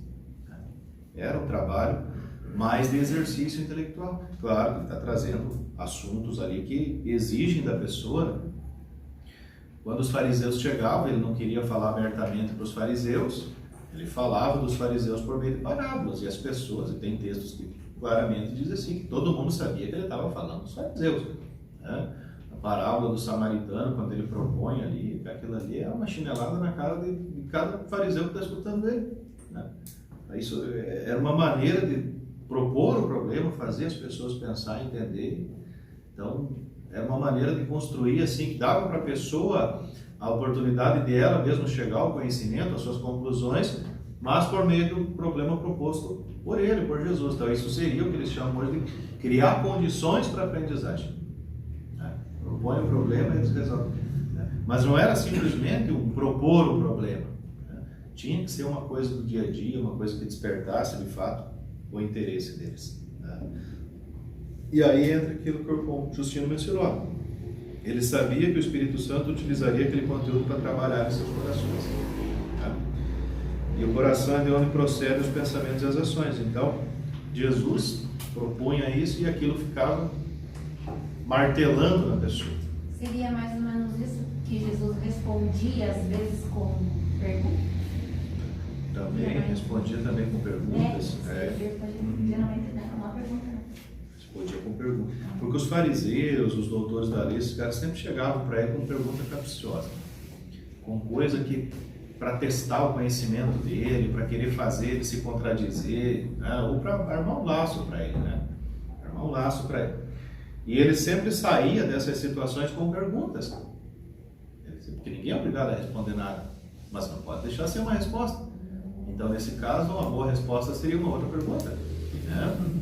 Os caras chegam para ele assim, com que poder você faz essas coisas? Com que autoridade? Aí ele diz, o batismo de João era do céu ou era uma coisa humana, era dos homens? Aí ninguém responde nada e todo mundo cai fora. Ninguém é louco de falar que se era do céu, então porque mataram ele. Porque não acreditaram em Jesus também, né? Saiu refletindo também, né? Então, e se era dos homens, ninguém ia ser louco de falar que era dos homens, todo mundo acreditava que ele era profeta. Então, aí tá as questões difíceis, né? A questão da mulher, a mulher, João 8 lá, aquela mulher foi pega em adultério e ele estava escrevendo lá com o dedo na areia, né? Na terra, não sei. E eles trazem para ele, né? Falar, a lei diz isso, isso, isso. O que o senhor fala?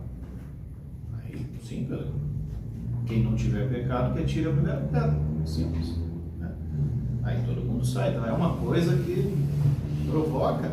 Então, você vê como tem um poder, uma boa resposta, um bom trabalho intelectual ali, consegue realmente pôr as pessoas para uma ação. E esse curso que até hoje funciona, eu estou montando um discurso lá errado, de agora, lá.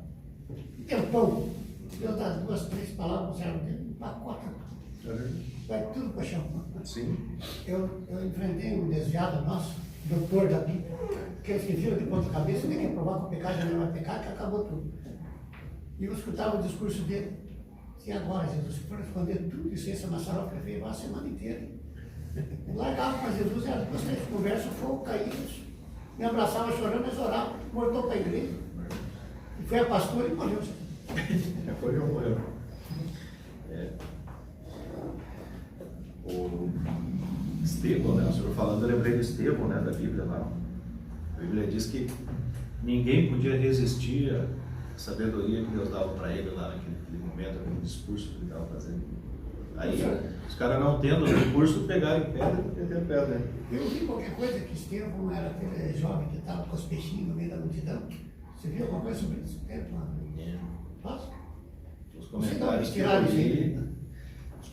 eu li nunca. Também não. Só ouvi também sei, mas não ouvi nada. Aquele jovem que estava com os peixinhos lá nos pães. É o Estevão. Ele deve ser Atos 29, Apocalipse 23, mais ou menos. O segundo parágrafo ali, a questão 6. O Messias Jesus se importava com seus alunos. Ele estava procurando ajustar-se às necessidades deles. Por isso precisava de uma estratégia, um método, uma argumentação para cumprir os seus objetivos. Na visão de Cristo, não era o aluno que tinha que entrar na cabeça do professor, mas sim o próprio professor que tem que descobrir o melhor caminho para ser compreendido. A realidade do indivíduo era a sua principal preocupação. Todos os assuntos que ele apresentava faziam parte da vida cotidiana do ouvinte. Do nascimento em uma manjedoura, a morte em uma cruz, o Salvador sempre foi extraordinário. No âmbito da sua moralidade, era totalmente previsível. No âmbito dos seus métodos, totalmente imprevisível. Não era imprevisível para ser diferente, mas porque ele era diferente. O método flexível não significa agir sem direção. Esse método envolve conhecer profundamente a matéria, aquilo que eu falei no início, né? Mas também ter em mente a direção na qual deseja guiar seus alunos e a melhor forma de conduzi-los. Por exemplo, Lucas 10, 25, 37, através da parábola do samaritano, ao invés de responder às perguntas do doutor da lei, Jesus Cristo questionou as suas respostas. Aqui já está bom, né? Questão 6 é o segundo parágrafo lá. Vejam, quando o indivíduo tem bastante conhecimento, o fato dele ter bastante conhecimento já não significa que ele tem realmente capacidade para ensinar. Não significa. E o fato dele ter bastante conhecimento pode prejudicar ele na hora de pregar e na hora de ensinar. Por quê? O fato de você ter bastante conhecimento não significa que tudo aquilo que você vai ensinar vai ser compreendido pelo aluno. Né? Tem muita gente que quer colocar numa pregação um monte de coisa. Um monte de informação, mas a questão é que a pessoa sem objetivo vai sair largando informação, como se fosse o Jornal Nacional, né? Aí no final das contas não vai ter relevância nenhuma. Passa um monte de informação, no final do culto você pergunta para alguém para que serviu aquilo? Para nada. Porque informação você adquire na internet, informação, você pode pegar o livro e ler. A igreja, a pregação, o ensino não é simplesmente para trazer informação para a gente. Tá? Para fazer a gente entender, tem que ter um objetivo. O maior evangelista do mundo, o Billy Graham, vocês já viram falar do Billy Graham? Acho que a maioria todos quase ouviram falar. Uma repórter entrevistou ele, perguntou: qual a maior mensagem que o senhor pegou? Eu tenho um testemunho dele no livro dele, que ele conta que pregou na Coreia do Sul, lá 1.200.000 pessoas aceitaram Jesus como Salvador naquela mensagem. Para 7.500.000 pessoas. Pregou da cabine de controle do aeroporto, aproximadamente 7.500.000 de pessoas. Eu achava que aquela foi a maior mensagem dele, quem sabe, né? Ele respondeu para o repórter: a maior mensagem que eu preguei foi aquela que o outro entendeu. Se o outro não entendeu, não adianta nada, pode ser bonito e grande. Sim, realmente. Então, veja, a estratégia de Jesus para poder, digamos assim, aplicar o seu ensino. Sempre tem objetivo. Né? Sempre tem objetivo. Quando alguém me pergunta, às vezes, assim, será que isso aqui fica bom numa pregação? Tem que ver o objetivo. O que você quer falar? O que você quer que as pessoas entendam? Aí, com base no que você quer que as pessoas entendam, aí você separa as informações que realmente são úteis para aquilo. Né? Se for útil para aquilo, aí propõe, expõe aquelas informações, aqueles argumentos, aí a pessoa vai fazer as suas conexões e vai chegar no seu objetivo. O objetivo de Jesus era sempre levar as pessoas à compreensão do Evangelho, à compreensão da verdade. Fazia com que as pessoas viessem para ele. A própria utilização de parábola era um recurso para fazer as pessoas ficar com a pulga atrás da orelha e vir para ele. Tem gente que diz assim que a parábola era uma forma de ilustrar. Nem de longe esse é o significado da parábola. A parábola ela tem a ideia de uma narrativa que acompanha o fato, uma coisa lado a lado com o acontecimento. Pode ser usada como comparação, não como ilustração, porque ela não esclarece. As parábolas não esclarecem, gente. As parábolas confundem. Tanto é que a proposta da parábola faz cada um sair pensando de uma forma e chegar a conclusões diferentes. Isso significa que o propósito da parábola não é esclarecer alguma coisa, nunca foi. E o próprio Jesus, quando os discípulos perguntam para ele assim: por que o Senhor fala em parábolas? Aí Jesus responde para eles: para vocês, ou seja, pessoas que já andam comigo, que já conhecem, é dado conhecer os mistérios do reino de Deus. Então a vocês eu falo claramente, não tem que ficar fazendo rodeio. Agora, a eles falamos por parábolas para quê? Para que vendo não vejam, ouvindo não entendam, nem o seu coração se converta, e venham a mim e eu os curo. Parece um paradoxo bem complicado. Você prega para fazer as pessoas ficar confusas, né? Parece um absurdo, mas era uma forma dele. Joga o problema, e aí aqueles que têm dúvida vêm para Jesus, né? Você lança a parábola, porque a parábola ela é aberta, ela não chega à conclusão. A parábola é lançada e ela simplesmente fica aberta. Qualquer pessoa, com base na sua própria experiência, vai conseguir chegar a uma conclusão. Então essas pessoas vêm para Jesus depois, porque eles querem mais, né? Então essa era a proposta. Agora, quem serve a Cristo, o negócio já era mais claro. Aí eu lembro que eu falei agora há pouco da questão da pregação e da questão do ensino, né? Quem já está com Jesus, a conversa, como diz o gaúcho, o buraco mais embaixo. É uma coisa mais ao pé do vida, é uma coisa mais clara. Mas aqueles que ainda não conhecem têm que ter uma abordagem diferente. Então, aí está, Jesus tem um objetivo. Já falei do conhecimento da matéria, Jesus tinha. E Jesus fazia aquilo que, né, aproveitando aí a menção do Billy Graham, o Billy Graham tinha uma estratégia. Quando ele ia pregar em qualquer lugar, ele fazia o que os pesquisadores hoje chamam de exegese cultural. Exegese era você simplesmente conhecer, interpretar a comunidade a qual você vai levar o Evangelho. Vocês já viram os humoristas quando vão de um lugar para o outro? Eles querem saber das características daquele lugar para fazer piadas. Então todo lugar que eles vão, eles conhecem primeiro para daí fazer as piadas, para que aquilo faça sentido para as pessoas. É uma coisa que o pregador não faz. O Billy Graham fazia. Cada lugar que ele ia pregar, ele queria saber como que aquelas pessoas pensavam, agiam, a sua cultura, o seu pensamento, tudo e tal. E quando ele levava a mensagem sempre dentro daquilo que fazia sentido para as pessoas. Então, pelo fato de Jesus ser Deus, ele conhece, evidentemente, cada pessoa. Sabe de todas as suas necessidades. Então, ele sabe o que falar.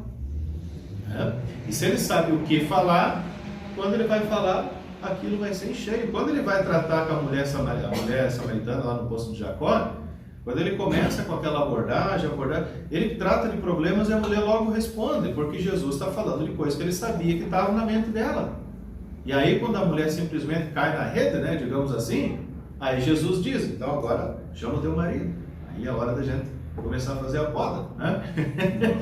Chama o teu marido, aí ele vai tratar do problema. Então, quando ele propõe o assunto, ele sabe que aquilo já estava lá na mente dela.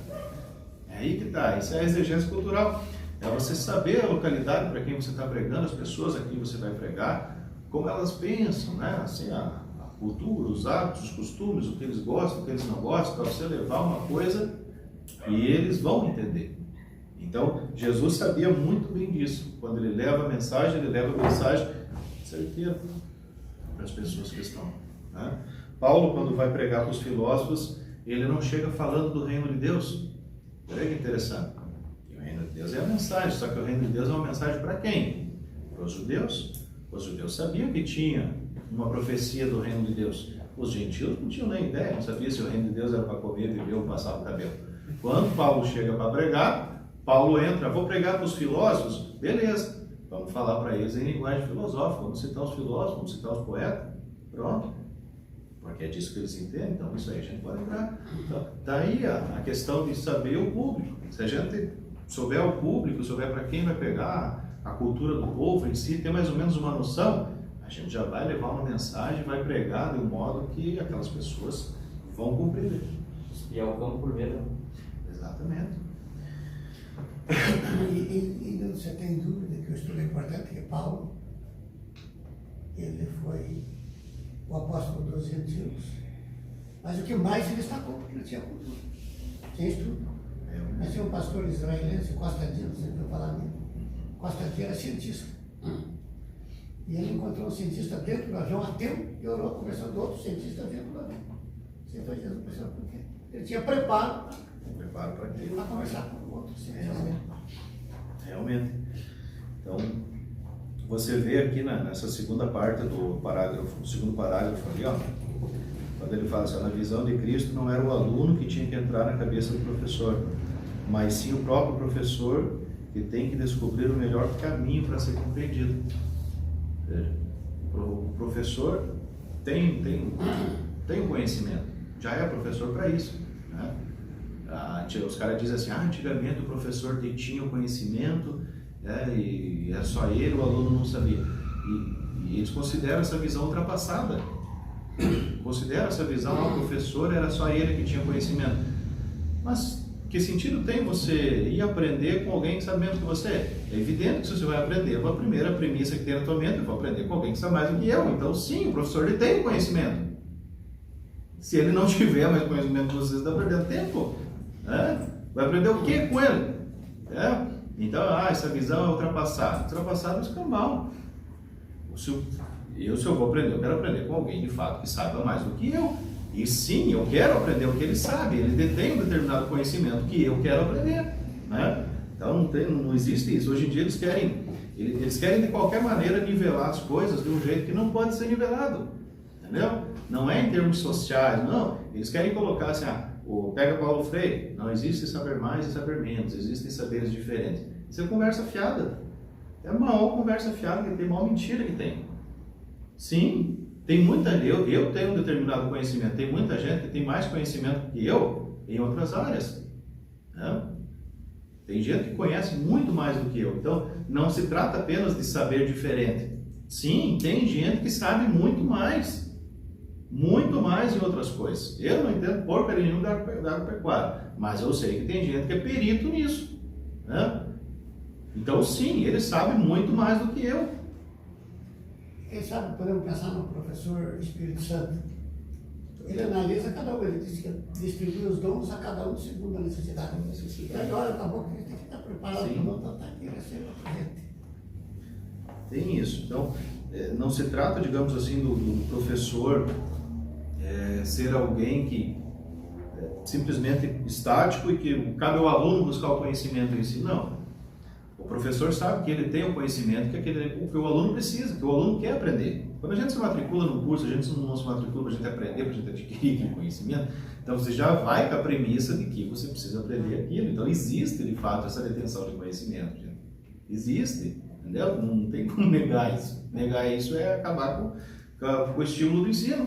Né? Jesus, né, em Efésios 4:11, ele deixou, né, um daqueles grupos, ele deixou o doutor, o mestre, para a edificação do corpo de Cristo.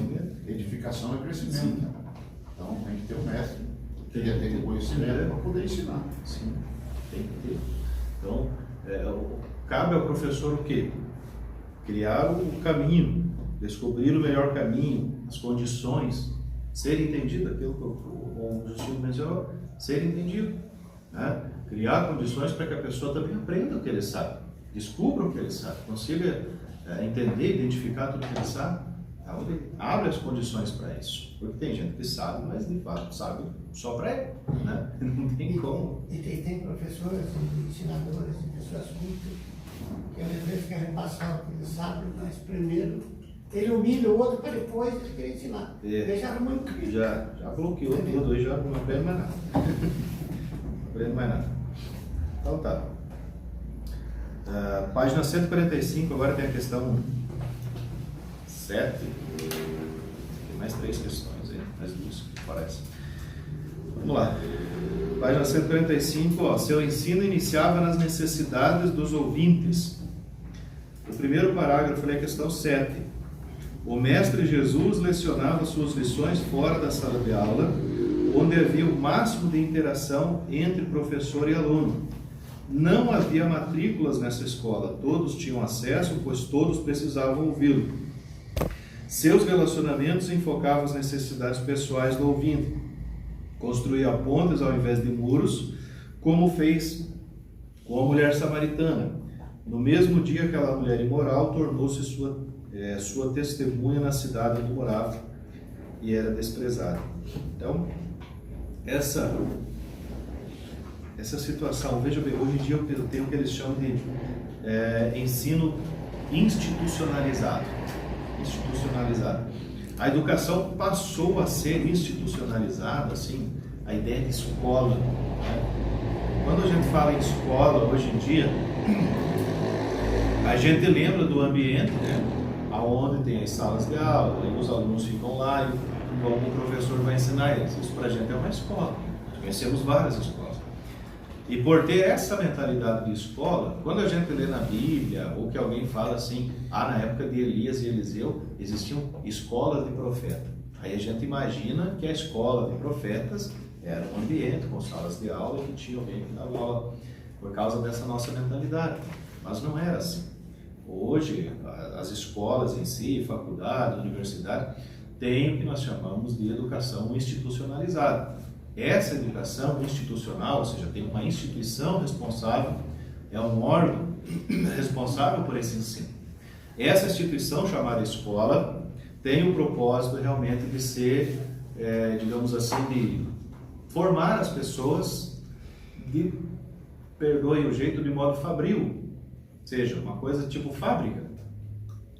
O pai da educação tinha essa mentalidade. O pai da educação, que é o Nicodemos, o Comênios, né? O Comênios, sendo o pai da educação, ele tinha a ideia, veja bem, ele compara, por exemplo, na didática magna, eu já falei que ele trazer didática magna, estou esquecendo, vou trazer para vocês.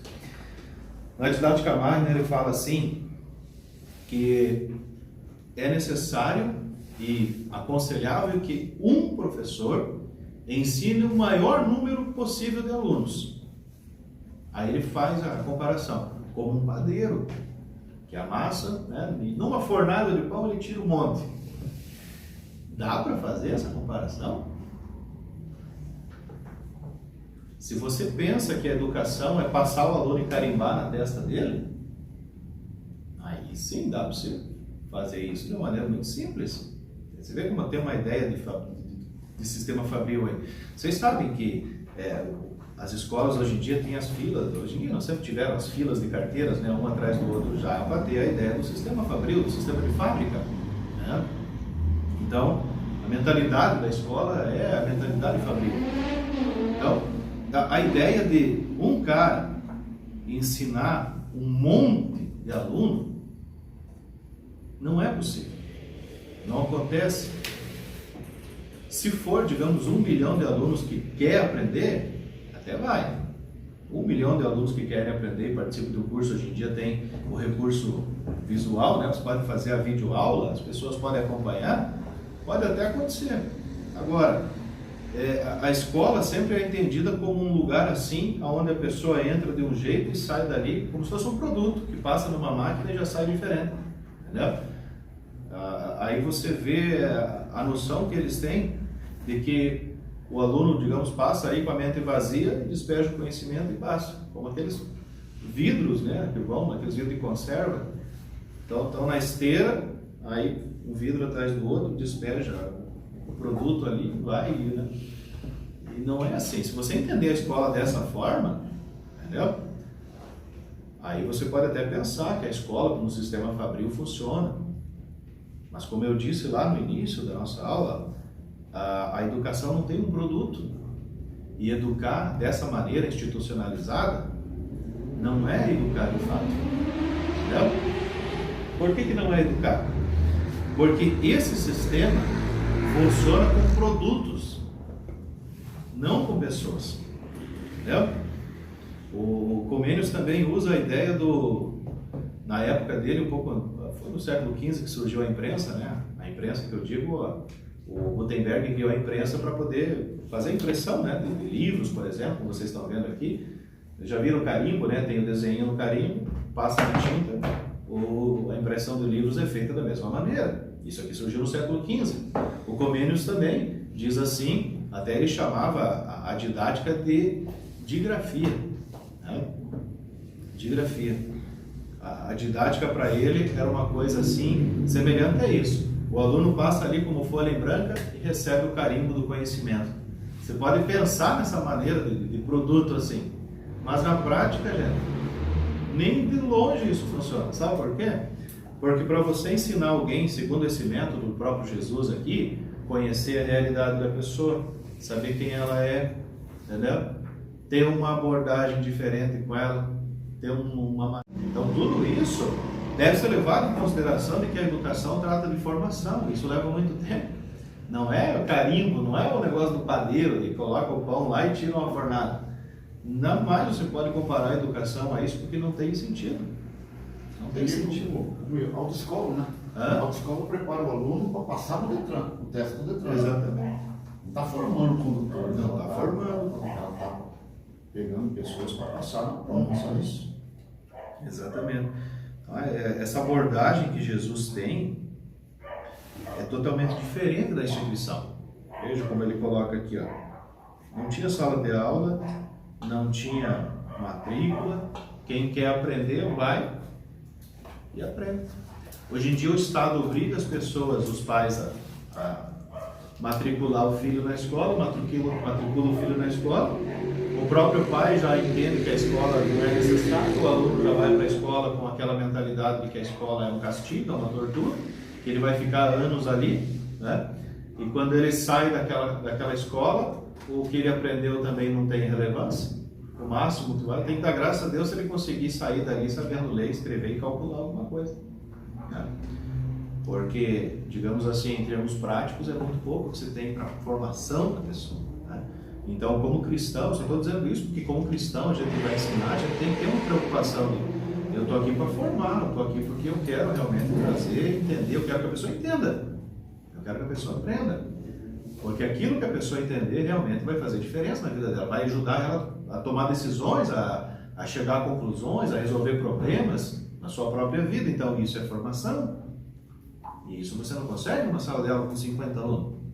Porque você não consegue ter essa abordagem com todos. Enquanto você dá atenção para um, os outros 49 se matam.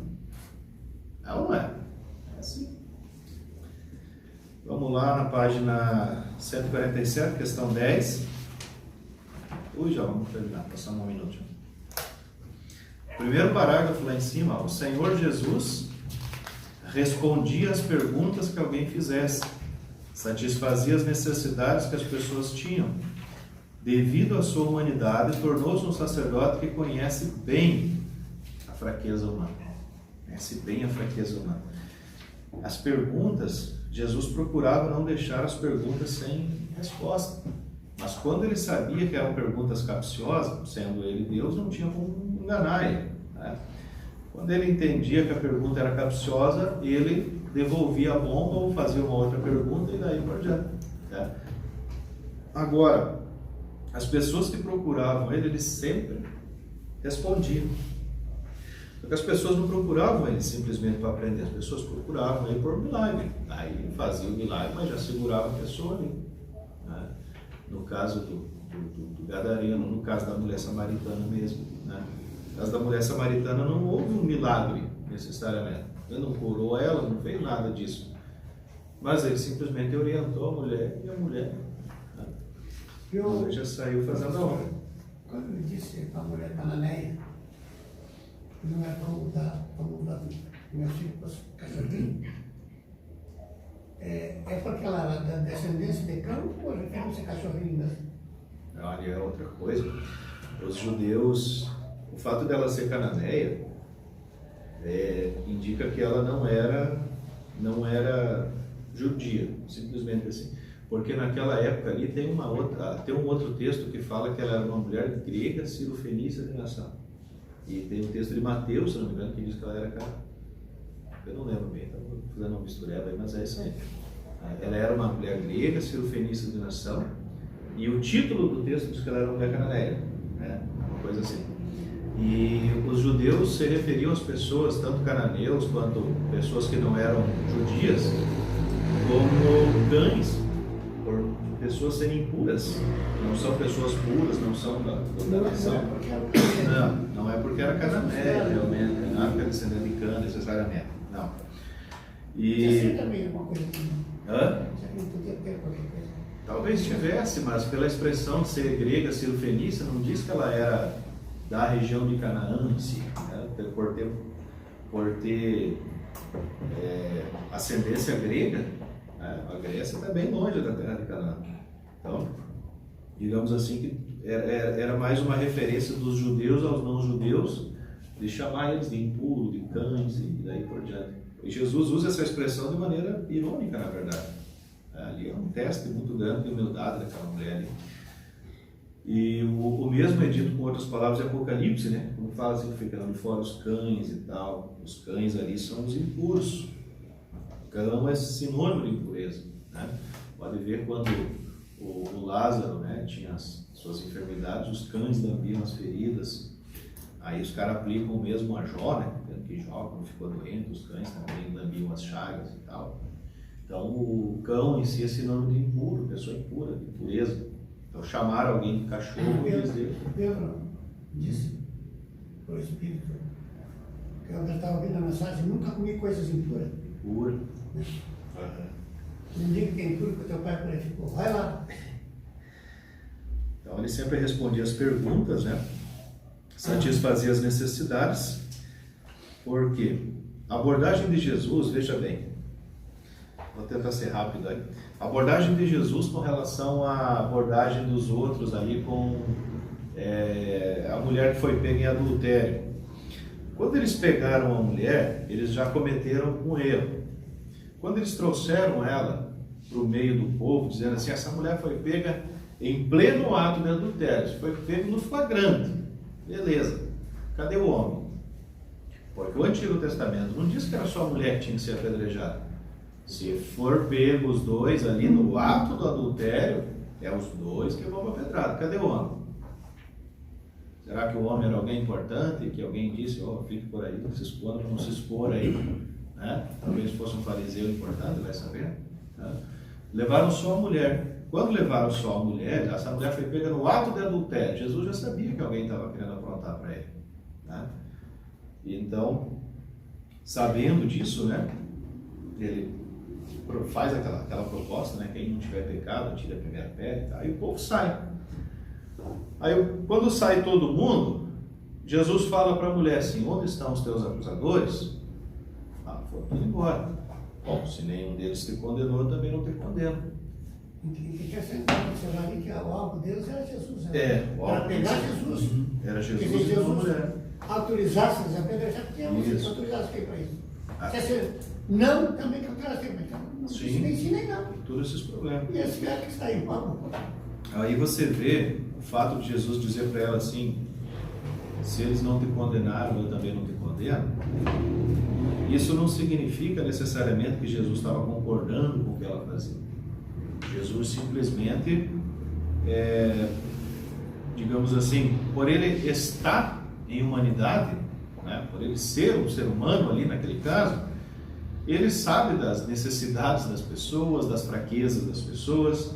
E aí é que entra esse texto de Hebreus. Nós temos um sumo sacerdote que conhece as nossas fraquezas, que conhece as nossas necessidades, que conhece as nossas limitações. Ele sabe tudo. Então, se a gente tem alguma limitação, alguma dificuldade, você pode ter certeza que Jesus simplesmente sabe disso. Ele sabe disso não porque ele caiu em algum pecado, não porque ele aprontou alguma coisa, mas porque ele foi humano. E se ele foi humano, ele sabe como que funciona a natureza humana. Ele sabe as limitações, as fraquezas, as limitações das pessoas, ele sabe. E por ele saber de tudo isso, a gente tem certeza que quando a gente fala com Jesus, a gente está falando com alguém que sabe o que a gente está passando. Né? Então a gente não está falando com alguém que não conhece o que a gente passa, que não sente o que a gente sente. E ele sentiu muito pior ainda, até por causa daquele texto que fala em Filipenses, né? Que ele não intentou ser igual a Deus, antes esvaziou-se a si mesmo, ele tomou forma de servo e se submeteu à morte de cruz. Aí mostra um negócio, né? Nessa linha mais ou menos. Ele estava lá, não arrogou ser igual a Deus, ou seja, não quis se gloriar simplesmente daquilo. Ele simplesmente esvaziou-se, né? O esvaziar não quer dizer deixar de ser Deus, mas quer dizer mudar de forma, assumiu forma de servo, se submeteu a julgamento e foi condenado. Deus desceu, se fez servo, tomou a humanidade das pessoas e ainda morreu como criminoso. Aí você vê que ele provou, digamos assim, o que é estar na carne.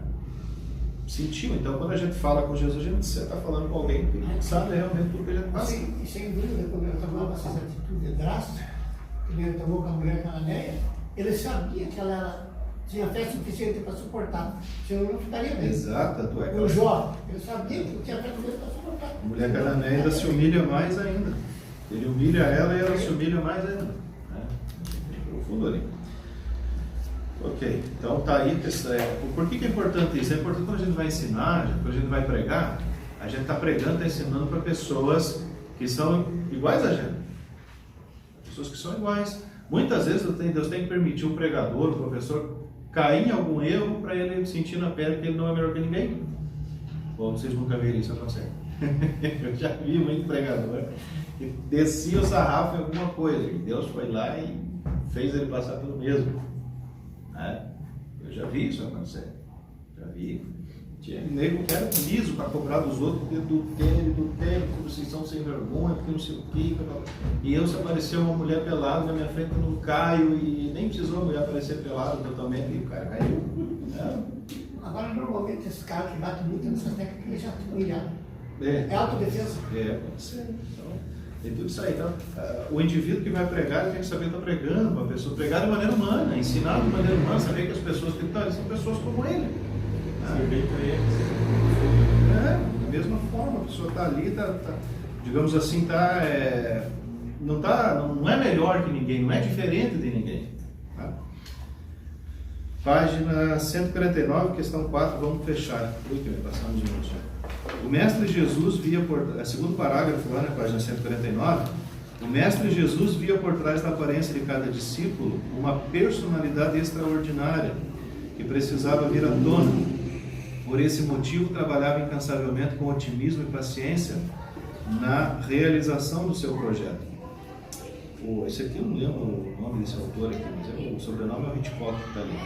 Hitchcock afirmou: Parece que Jesus nunca perdeu a esperança no lidar com os homens. Ele sempre esperava qualquer coisa dos piores e dos mais fracos deles. Ou seja, Jesus simplesmente não condenava as pessoas, como a mulher que foi pega em adultério, ou a mulher samaritana, porque se a gente soubesse que aquela mulher estava em adultério, a nossa mensagem inicial seria contra o quê? Adultério. Né? Mas Jesus, ele chegou com uma abordagem diferente e deixou isso para depois, por quê? Porque ele olhava para a pessoa esperando dela, né? Digamos assim, tendo aquela expectativa de fato que aquela pessoa poderia ser diferente. Né? E mesmo as pessoas mais difíceis que tem, o caso do próprio Paulo, né? Na época da sua conversão, as pessoas que conheciam ele não queriam ele. O próprio Ananias, né? O Ananias, quando Deus falou para ele, Jesus de fato falou para ele, que era para ele ir na rua chamada direita, lá tinha um homem que era para ele orar por esse homem, que era um vaso escolhido. Deus está vendo. Deus está vendo o vaso escolhido. O Ananias está olhando e está vendo o perseguidor da igreja. Né? Aí dá essa perspectiva completamente diferente. Tentar olhar como Deus olha. É um vaso, o caso que o senhor mencionou agora há pouco, de Pedro, né? Quando Deus mostrou para ele um pouquinho ali, antecedendo o que iria acontecer com Cornélio, que era gentil. Quando Deus mostrou aquelas coisas, o texto diz assim, toda sorte de animais, ou seja, puros, impuros, tudo misturado. Tudo misturado ali. Deus disse para Pedro, mata e come. Pouco santo o cara, né? Eu fico imaginando, que Deus diz para a criatura, mata e come. Não, muito santo, nunca coloquei coisa imunda na minha boca. Deus dizendo no Velho Testamento. Hã? No Velho Testamento. Pedro no Novo Testamento. Né? Aí ele disse exatamente ali, quem é você para dizer que é impuro aquilo que eu santifiquei? Era uma antecipação do que viria depois com Cornélio. Aí você vê o modo como Deus olha para as coisas e o modo como a gente olha para as coisas. E a escolha que Jesus fazia.